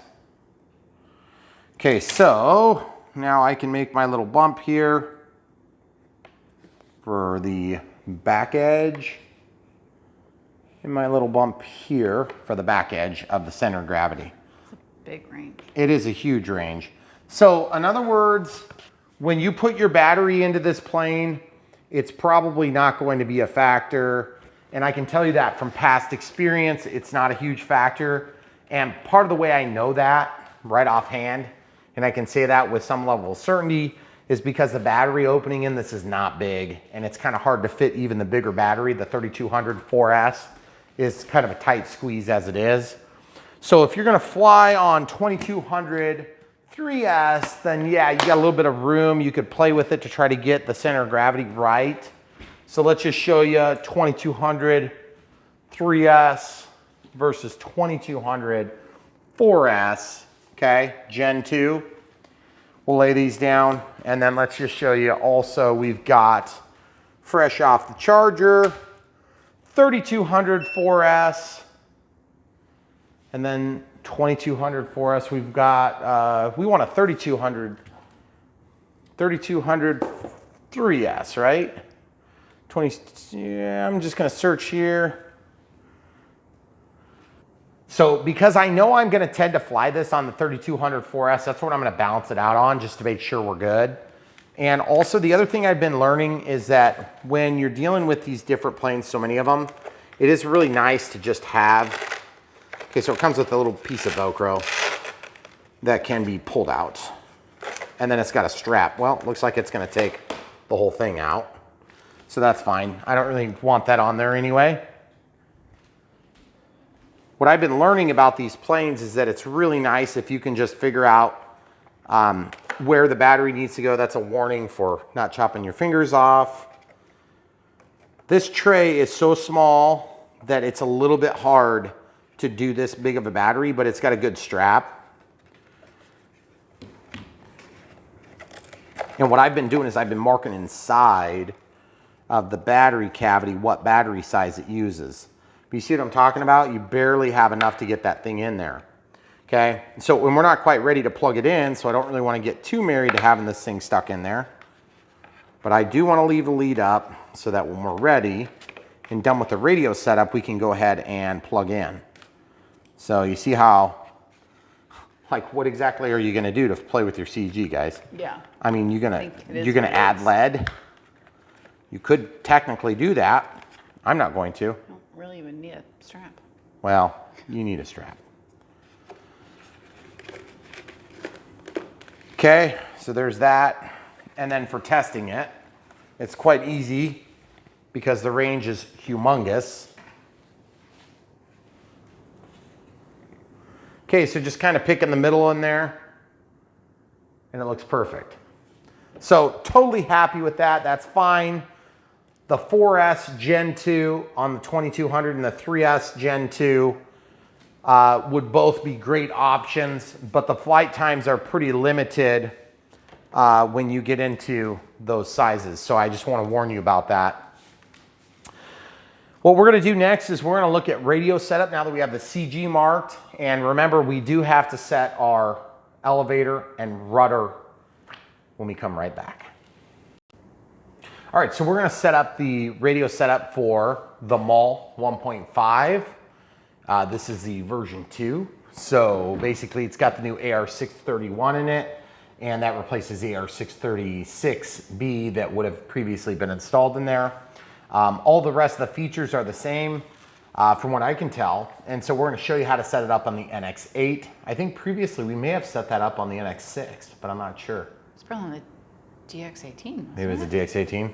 So either way, what we're gonna do is we're gonna click, we've got it on in whatever profile's opened. We'll click in the function list, scroll down to system setup, click one more time, disconnect RF, and go to model select. This is the part I can't show you because, and then click add new, create an acro, and I can't show you the other part because we have a new release or two. in the transmitter. All right, so then you can scroll down to model type, verify. If you were resetting a model, you would reset it there. If you wanted to keep the name the same or whatever, it's gonna redo everything, but it's gonna keep the same position that you're on. Okay, model name, so it's 47 space acro. Now we went back to this legacy style keyboard because we actually preferred it over the new style. If you don't know how to do it, basically ask me in the comments and I will reply with a stock reply. It's super easy. You just go down to system setup and then you go in there to the second page and it's down at the bottom and you just scroll to the legacy option for the keyboard. So without further ado, what we're gonna do is we'll name this real quick. So Maule, so click on the first one, scroll over to M and we'll continue and come right back. All right, so we've got the Maule M7 1.5 meter. I always put the size just in case you get like a UMX later or something like that. Okay, so on page 4, we have the computerized transmitter set up here. If you were doing the full-blown plug and fly, my recommendation is, because this plane is offered in plug and fly configuration and a bind and fly configuration, we have done a number of different plug and fly planes, not the least of which is the Beaver. That was recent. That'd be a really good analog for this plane. So you could just watch that and pretend like we were dealing with them all. And you could pretty much copy all the settings. Except that on the Beaver, did we do Crow? No. I don't think we did. I don't think we did. No, we did the Y cable. So that being said, if you're using the AR631, then you wouldn't have to worry about the additional cable for battery feedback. But if you have the Avian ESC, then you get the feedback through the 631. And if you have just a standard conventional non-smart ESC, then you can use the AR637T and you could get pack voltage, and that would be via this small cable that you hook up to the end of the EC3 in this case, and you bring it back into a telemetry port. So we have also done that on a few FMS planes. So which, can you think of one? I know that the Beaver was, I think that we might have done that on the Beaver, but I'm not sure. I think almost like most FMS planes, we use that little. Yeah, but anyway, cable. all you have to do is just scroll through the playlist. We have the planes, not in alphabetical order, but they should be in order of completion. So if you just like scroll back a ways, then you'll be able to find it fairly easy. And if you see an FMS plane, you can look there. All right, so in our case, if you're doing that plug and fly, you can look at these. It tells you to set the flight timer for 4 minutes. And the timer's actually, you're gonna not get a ton of flight time on this plane. It just doesn't run for very long. And the dual rates, if you decide to do it their way, I'm not gonna be looking at this chart at all. I just wanna show you that it exists on page 3. Okay. So in this case, it talks about high and low rates. It talks about throttle cut to -130. And then of course you scroll down to whichever transmitter you've got. We have the NX8, so we're in this part here, which is where we were before with the DX18, which is what we used previously, before the NX6. So it looks like the airplane already did that. Okay, so we got to set up the flap on the wing type. So aircraft type, 1 aileron, 1 flap. The tail obviously is a normal tail. And then we'll just change this picture to better represent. Probably the carbon cub, I bet would be the, yeah, that looks pretty good. And we're going to probably change some things in a minute, but we'll come back and do that. You can see the timer defaults to 5. So we'll set throttle cut to switch H. They want it at -130. I don't like setting them at -130 for a variety of reasons, but I'm just gonna go ahead and do it for now for ease of consideration here. And then also, I didn't really test it on this screen. You can test it here, -130, and then it goes up. Now, the reason I don't like that is because when you go like that, you have a 30-point change, which leads me to believe that it could start the prop at a slow speed. All right, so then flap system, we have to set up flaps. They do have flaps in here showing as position 0 is -100. So I'll scroll down here. They want it on D, I want it on B. This is -100. Whoops, went the wrong way. Actually, I did go the right way, just scrolled the wrong way. Probably because I went so fast. Okay. No correction on that setting. then 0 is 4%. And then we're gonna go plus 100 on this direction.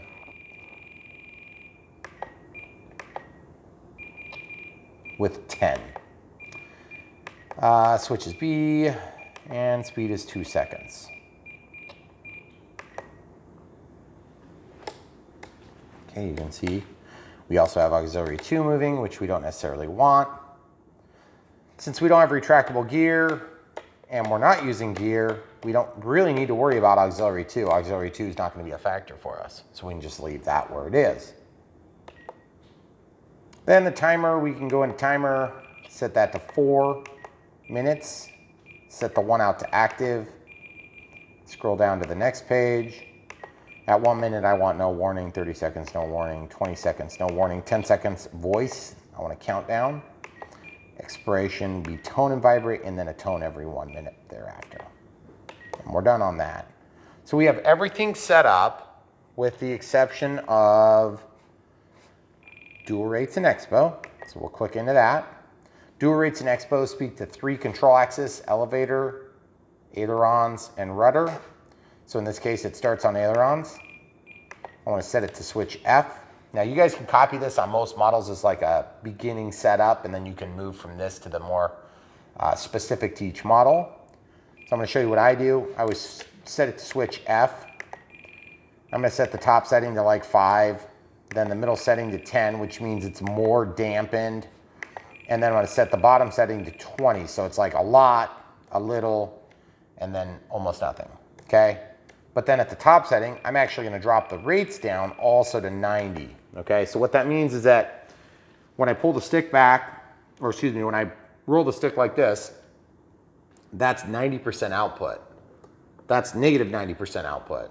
Okay. That's no output. Somewhere between 0 and 20, you're going to catch up to full output rate. But from 0 to 20, it's a factor of less. So you see where that output is? Then when I click it and I click it, you can actually see the change from what the input is to the output. Okay? So 28 is equivalent to 25. So here's 24 is to 22, 24 is to 20, and then 25 is to 16. Okay? So you can actually see that output working. What that means is, practically speaking, you start in the middle setting. Your ailerons are going to be less responsive in the center of the stick, and then fully responsive on the outside of the stick. So all you have to do is just move the stick further if you want it to roll faster. But in the middle, it's going to be kind of squishy right at the center because it's hard to get that precision exactly right. So then what do? I do the same thing on the elevator, and I assign it to the same switch. Now, why do you do the same switch? Because then I can quickly go from touchy to less touchy. And I can start in the middle. If it's too touchy, I can deaden the sticks. In this case, I need to also lower that to 90. And if it's not touchy enough, I can make them more touchy. Then when I land, I set whatever setting I had to the middle, and then I double it and have it. So I always start in the middle, and I always end up where I need to be, or at least closer to where I need to be. And then you just adjust from there. So it's just a very easy way to set it up. It's very simple. It gives you a good amount of flexibility with one flip of one switch. Because keep in mind, most of the time, I don't even really need to change my dual rates in expo. I almost never have to deviate from this. I set it on almost every plane that way. The only time that I deviate is when I have a plane that's really big and I go, instead of, say they tell me to put it in the outside hole, I'll put it in the middle hole or the inside hole so that I have extra deflection for like crazy maneuvering in a 3D plane or something of this nature. And then I tend to have a little bit more need for expo, okay? So that's the only time I run into it. And on this plane, my plans are at some point I'm going to change. I'm probably not gonna run like the rudder. I'm probably not actually gonna run that in the outside hole. I'm probably gonna run that on the inside hole. On the elevator, I'm gonna run it on the outside hole because you can get really pitch sensitive really quick on a plane, okay? But I like that extra rudder authority when I get up in the air, especially if I'm doing stall turns, I can really force the issue. Works well for me. Okay, so we have everything pretty much set up. So now I want flaps closed all the way. We obviously can't set safe select, but safe select's gonna be up here for me on the gear switch. We already know that that's attached to the gear channel, which should be acceptable for doing that. And then auxiliary 2 is just arbitrarily tied to switch B, which we could unassociate that, put it over on D if we wanted to do something later with it. But it doesn't matter. And of course we got aux 3 up on the knob, but we don't need that either, so we don't have to worry about any of that. Throttle cuts on, and so we're ready to basically bind right now. So I'm gonna turn off my transmitter. Let that shut off. And then our next step is to go through the binding procedure, which I'm gonna show you this real quick. There's 2 different binding procedures, one with the AS3X, one with safe. Safe is on in safe mode, and it can be switched off. Safe is never on in the AS3X only mode, and it cannot be switched on. So my recommendation is to always turn on safe, and then you can just set it. You don't need to use it, but you've got it in case you need it. It's very infrequent that I need safe. In a very freak occasional incident, I might be out at sunset and I get a weird silhouetting effect, and I'll have trouble telling if I'm going away from myself or toward myself, and it's way out there. And that would be the only time I would really need it, because sometimes that helps to just give you that extra layer of protection. Like I said, it almost never happens. So when I was new pilot, of course it was a big deal and I use it all the time. But now it's, you know, it's just kind of annoying to me. But if you're a new pilot, safe is huge. Letting go of the sticks, it's gonna auto level the plane. It's also gonna limit your roll and your pitch and those 2 angles so that you can't flip the plane upside down, okay? So when we do this binding procedure, there's 2 different ways to do it. One, you can either use a bind switch on the receiver, and gosh, how are we gonna do this? It's down here, so we have to pull this cover off, okay? So you can get to it pretty easy, and then there's a button. You guys hear that? So I'm gonna lay these covers down out of the way. I have to press and hold this button after I plug in the battery, until such a time as I have this done, and I need the throttle in the low position. So I'm gonna try to do all that, hope for the best. Okay, so you can see the lights come to life. That's pretty exciting. That motor screams. No kidding. I am gonna go ahead and put this cover in just for a little extra security so I don't have things pop out of the way. And I am going to have to press and hold this, so I need to probably, you know what, these antennae are just gonna be in the way, aren't they? Yep. So I'm gonna take them off. I had all sorts of problems with that when I was marking the CG. Oh. You dang it. I did. Don't do that, guys. Goodness gracious, that's frustrating. So I'm gonna lay this down. If you're concerned about cutting your hand, don't have the prop on at this step. Okay, I am going to press and hold this button on the receiver. Then I'm gonna press this button on the bind plug, which is on my top of my transmitter. The receiver's flashing. Now I'm gonna press momentarily and then let go. Binding. It's not gonna go, I could tell. Okay, so I'm gonna turn this off. It's off. These are times when I wish I had a toggle switch for power. Now I'm trying again, still flashing over here on my left hand, binding DSMX 22 milliseconds telemetry. And of course it's upside down, which is not ideal. It's auto configuring stuff. So hopefully it's not learning its home position, because this is not the home position. It's upside down currently. So I'm gonna put stuff back together, and I'm gonna flip the plane over like this. Now, before we can go into setup on this plane, we wanna make sure everything is working. Obviously the ailerons are in a goofy spot. See how they're goofy?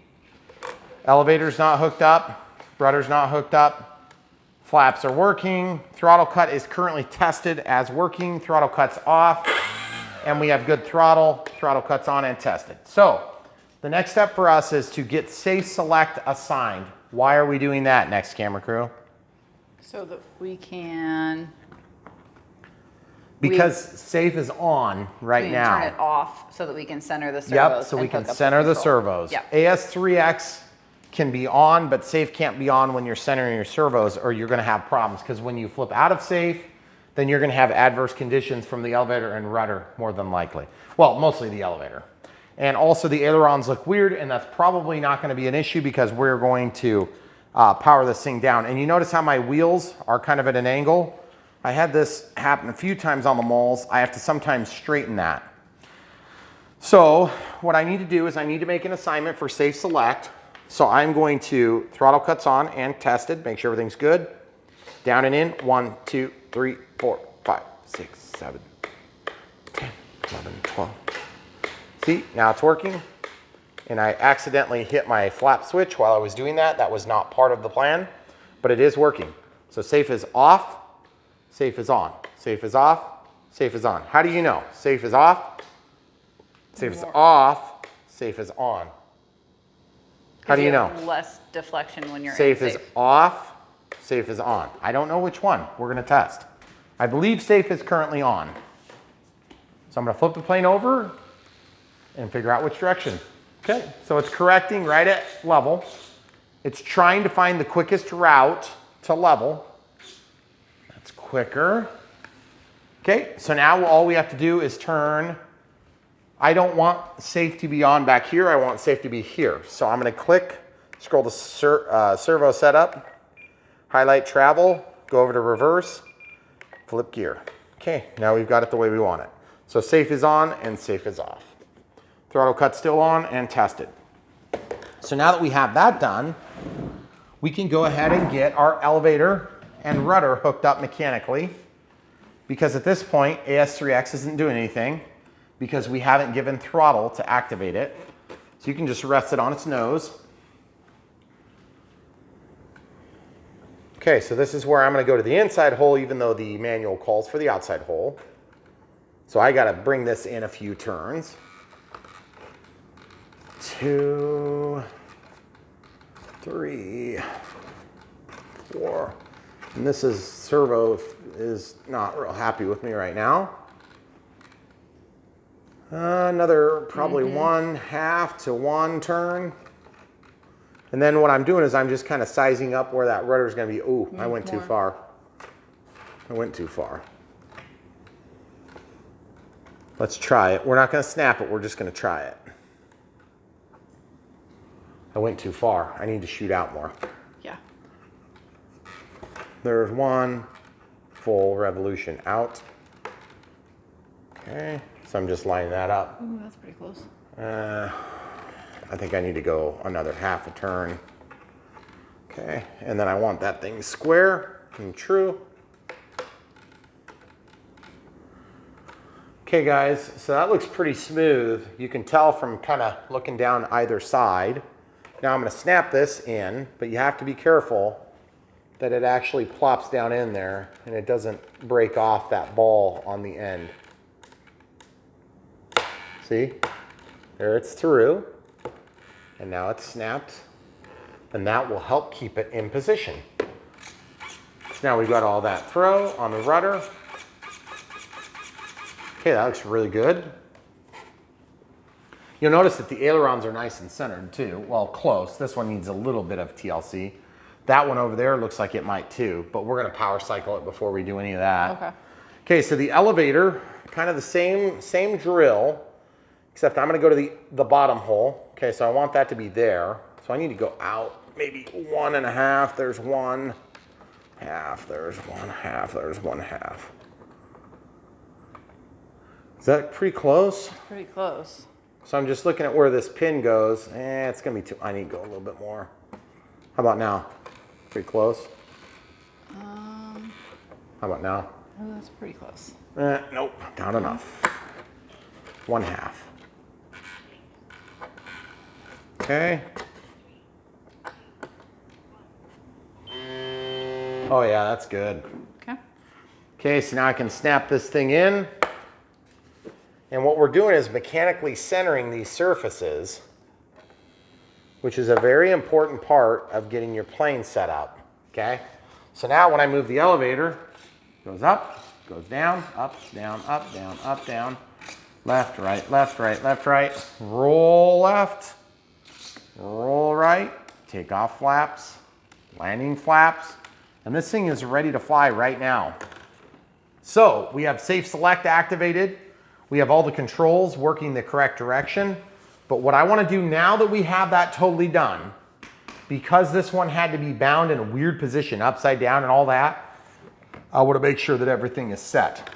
So I'm going to actually unplug power, power cycle the whole system, starting with this and then ending with that. I'm going to do that too. Okay, so we're going to unplug to depower this.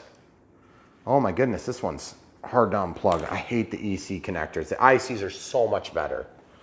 Okay, then I'm going to turn this off. Okay, let that power down fully. Then we're going to turn this back on.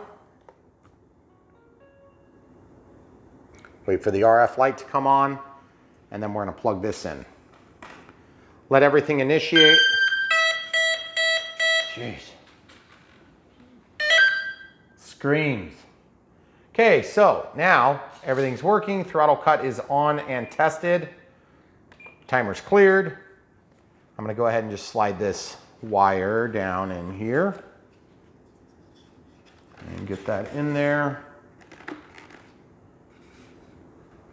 And we're going to run this so that we can look at the ailerons now. Now, why did we do this with the ailerons the way we did it? Because I wanted to make sure I didn't have some fluke business going on because it was upside down. This aileron needs to go down just a hair, okay? That aileron over there might need to go up just a hair. So all I have to do to fix that is just slide this thing back, the little rubber tube. Now, if you have a flat-bladed screwdriver, you can pop that out quite easy. Flat-bladed screwdriver, and just pop that off. Slide it out of the hole, and I need to pull that down. So I'm actually going to turn this in half a turn. So there's half a turn. And we're going to try that again and see what it looks like. See how those surfaces are closer? Need another half a turn though. To pull it, I need to pull it down, so I'm going to go in again. There's another half a turn. All right, and then we're just going to see where we line up. Oh yeah, show the people. See, it's lined up perfect on the top and bottom there. That's what you're looking for, okay? It's close to perfection on the, your maiden flight. And then same thing over here. We're just going to come over to the other side, and we're just going to study this and say, does that look level? And I can tell you right now, it's close, but look at the difference there. I'm exaggerating it with this screwdriver so you can see the difference. Okay, so slide this little thing back. It's a fuel tube. Pop that out. We need to go up, so I need to unscrew this out toward us. You're like, Brian, why don't you just use your trim? Well, that's a good question. The reason I don't use trim is because trim on the receiver end looks just like the stick moving. And so there's two issues there. One, you have limited amount of trim. And then two, AS3X at some point, your trim is going to look like you're moving your stick. So if you have a big enough adjustment, AS3X is going to think that you're giving input. So it's going to kind of undermine the AS3X's ability to help correct your plane because it's going to think that you're giving it input roll left with that much trim. Now, hypothetically, if you fly with your hands off the sticks for so many seconds, AS3X is supposed to relearn that that's the new home position. But I have just heard so many different stories about it, and my understanding is that just don't depend on the trim for that, okay? Man, I went way too far, did I? I think you went the wrong way. Did I? Because that seemed more up than it was before. Okay, I'm pulling it in. There's 1/2.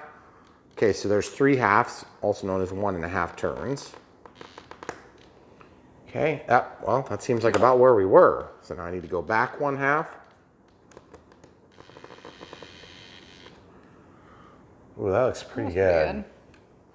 So I'm gonna just, dang it. I'm just gonna give this a little half tweak. I don't want it to be like this. I want it to be square. So I'm just trying to get it so that it's square. when it's neutral. You don't want to create all that mechanical binding pressure for having this at an angle. Because like if it's like this instead of like this, it's going to bind on that plastic the whole time it's moving. Well, and trimming them mechanically takes what, like 5 minutes? It depends on the plane. Wow. Some planes it's a lot harder than other planes. Like for instance, some planes like the Timber, for example, the controls are buried in the wing. Yes. So they're very difficult to adjust. And you basically have to, see, look at this though. See that? I don't like that at all. I want to see if I can get that better. I'm going to go out one more half turn. Okay? I think I just went too much. So I am trying to twist this out. So there's one half turn. It might just be too much. Huh. See? I feel like it's equally just as bad up. So I guess honestly, I don't know if it matters. So I'm going to do that, and we're just going to leave it. I probably could have left it where it was. Hey, that looks pretty perfect there. I don't know. Maybe just, I don't know. See, now I would say that it's half again as much up. So at any rate, it's not, I mean, we're probably splitting hairs at this point. But the idea is if you've got one aileron that's up like this and one aileron that's perfect, then what's going to happen is you can still trim that and you'll end up with a very close match. You are going to have some trim in most planes. So that's why you do this before your maiden flight, and then your maiden flight, hopefully the plane flies nice and level and true and you don't have a bunch of trimming to do. But if you do have to do trimming, you don't mechanically adjust it after that necessarily, because what's going to happen is you have to keep it in that strange position. So it's much harder to emulate that. So if you do need to make a mechanical adjustment, let's say that you trim your elevator like this, right? Let's say you trim it like that. Well, then what you would have to do is when you land, then you would come back here and you would basically take note of where it is, and then you would actually trim it back to center and you would look at the change. So let's say it went from this position to this position, okay? Well, then you would just do you would actually trim it back to where it would be in the wrong position, then you would fix it with the extension here. So usually you only do that if it's a large trim, okay? So like if you have used up all of your trim on the controller, for instance. So I'm gonna actually put that back now. I hope that made sense. It's a little bit confusing to explain that without actually demonstrating it. So without further ado, guys, this plane is pretty much ready to fly. We've got some weird confused winds, so I'm not sure if we're gonna fly right now, but we're excited to bring it to you. Obviously, you've already seen that part of the video. By the way, if I didn't mention, Horizon has good manuals. They are very helpful. They generally give you a good idea of what to expect, and they have words like this. When you go into a Chinese manual, have you ever seen technical information? Where is the float thing? Well, look at the float. This is something I was thinking of when I was looking at this. They showed a picture and they said something about the floats. Of course, I'm not going to be able to find it now. There's floats. Is it there? There. Can you pronounce that word? Is it the shine rails? I would say Chine rails? So anyway, the reason I like Horizon manuals is because they're in English, and they are actually in English. They're not like some interpreted English from Google, you know? So the technical jargon doesn't have to be translated. It is already correct. So it really does help when you're learning to put planes together. So if you get this versus like a Chinese offering, and I'm not trying to beat them up, they're, a lot of times they're cheaper, but the thing is, you get a good manual. And don't be intimidated by its size. There's like 5 languages here. So for us, we always appreciate thumbs up on the manuals, Horizon. The other thing too, I didn't mention earlier and I wanted to mention is these vortex generators are just gorgeous on this wing. You should show the people a close up on that. Do you see the vortex generators here? One thing I really like about these vortex generators is I don't have to install them, which is super nice because you do have to install them on the Carbon Z Cub. They're much larger, and vortex generators are, what they're gonna do is they're gonna turbulate the air and make a small vortex of air that helps to avoid separation. And separation is synonymous with a stall. Because when this wing, when the airflow slows down over the top of it enough that it's allowed to just dissipate, then that's when you have a stall, because there's no longer pressure being created that's lifting the plane. So these things also increase the airflow over the control surfaces.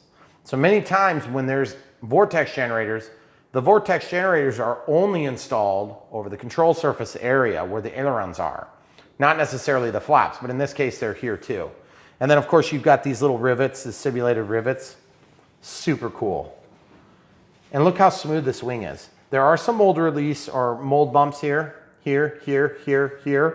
Not a big deal, but it's just really cool. You get a lot of scale details on this plane that aren't necessarily present on some of the competitive offerings in this size class. But I could definitely say that in terms of assembly, it's an easy assembly. I think we had problems with one screw on the wing.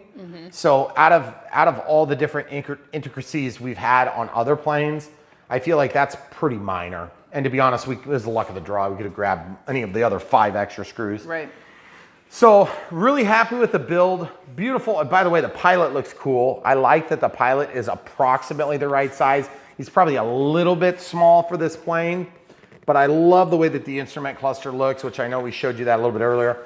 Very bright lights. Those are super handy for night flying. But one thing about this plane that you're going to notice is that these wings having an opaque finish, you can't see the green light or the red light returning. And so these become super critical.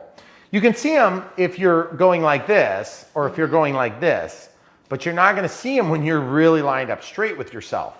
So just keep that in mind. Some planes, the navigation lights are further mounted out, okay?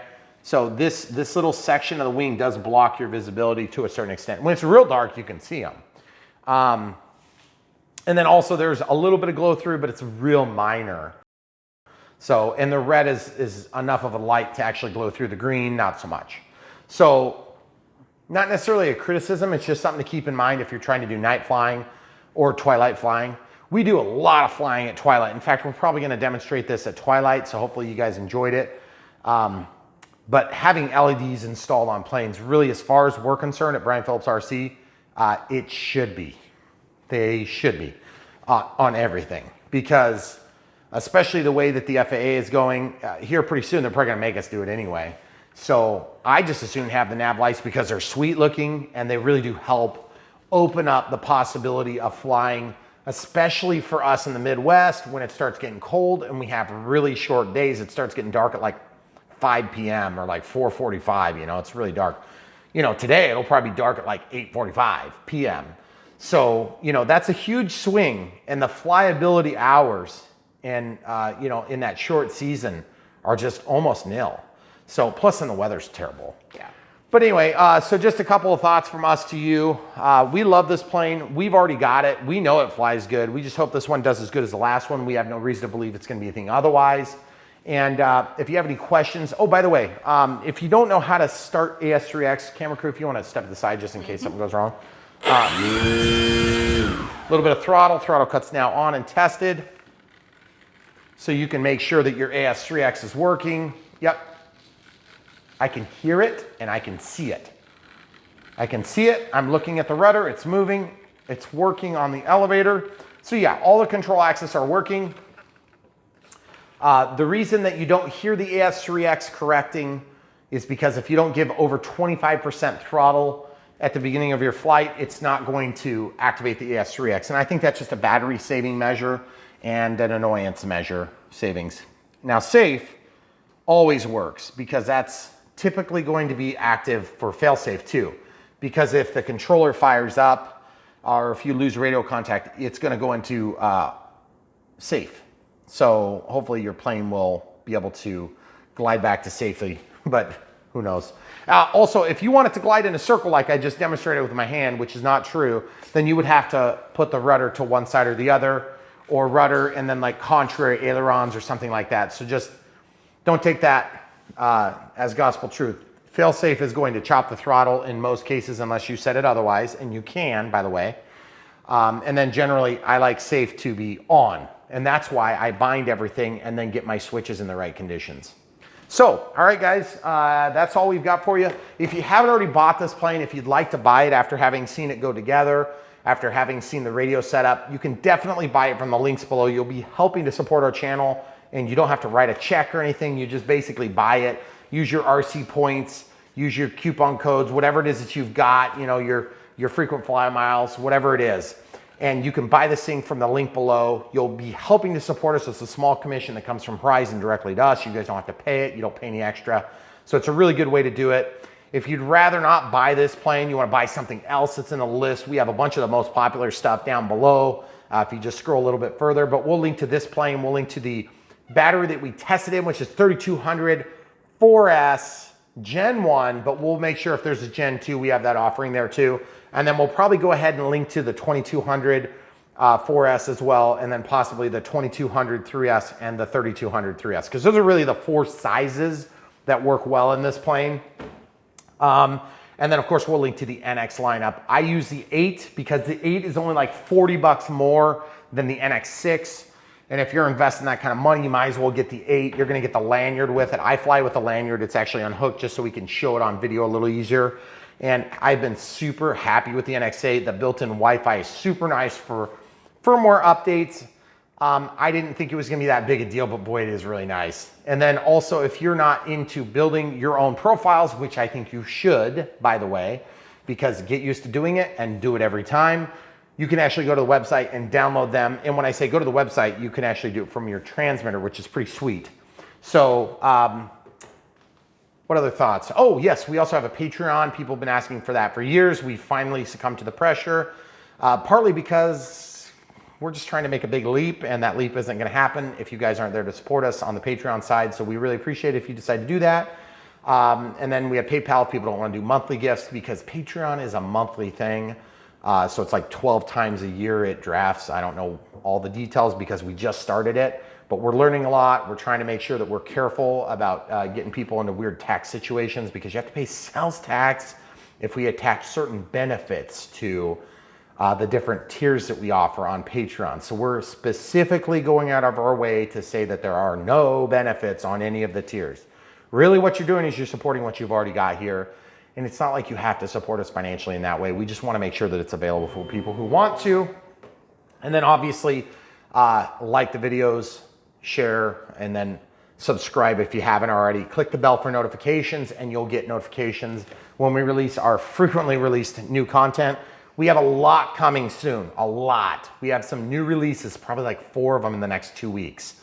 So it's gonna be crazy. And honestly, we're hoping to hit all our targets, because if the weather's bad, that could be a little bit challenging for us. Plus we have an anniversary, so that'll be super fun. And my camera crew loves nothing more than doing radio controlled airplanes for you all on our wedding anniversaries. That's one of our favorite things to do for wedding anniversary celebrations. So hopefully this plane flew really good, and we hope you enjoyed the build. It's a little bit tedious sometimes to go through these builds, but we want to help share with people that are newer. This could definitely be a first or second plane. Probably better go with like the Timber if you're going to go for first plane status. But at the same time, if you're ready to break out the big budget and get an NX8 and go with the Maule, it's not a terrible plane. You could easily do this as a second plane. Start with the Aero Scout, or start with the Mini Apprentice, or the 1.2 meter Apprentice. It's the smaller one. They took away the Mini out of the name. I'm not sure why. I felt like the Mini made good sense. Maybe they have something up their sleeve that we don't know about or we can't talk about yet. I don't know. I'm not going to tell you right now because I'm going to get fired. But anyway, the Mini Apprentice would be a great place to start. Progress to this next. I don't know. What do you think, camera crew? Yeah. The Aero Scout would be a really good place to start. But I feel like for a few bucks more, you could get both. Because you could do this, and then you could go bind and fly on that. Or you could go Aero Scout, and then you could go bind and fly on this. You do the ready to fly on one or the other. Yeah. Use the same transmitter. So anyway, guys, we're here to help you spend your RC dollars the smartest possible way, because we're just like you. We want to squeeze as much as we can out of our limited budgets and get the most fun out of it. And we also want to help you to learn along the way so that you can get the most fun out of your RC time. And so that's why you watch our 4 or 5 hour videos. Come back for more.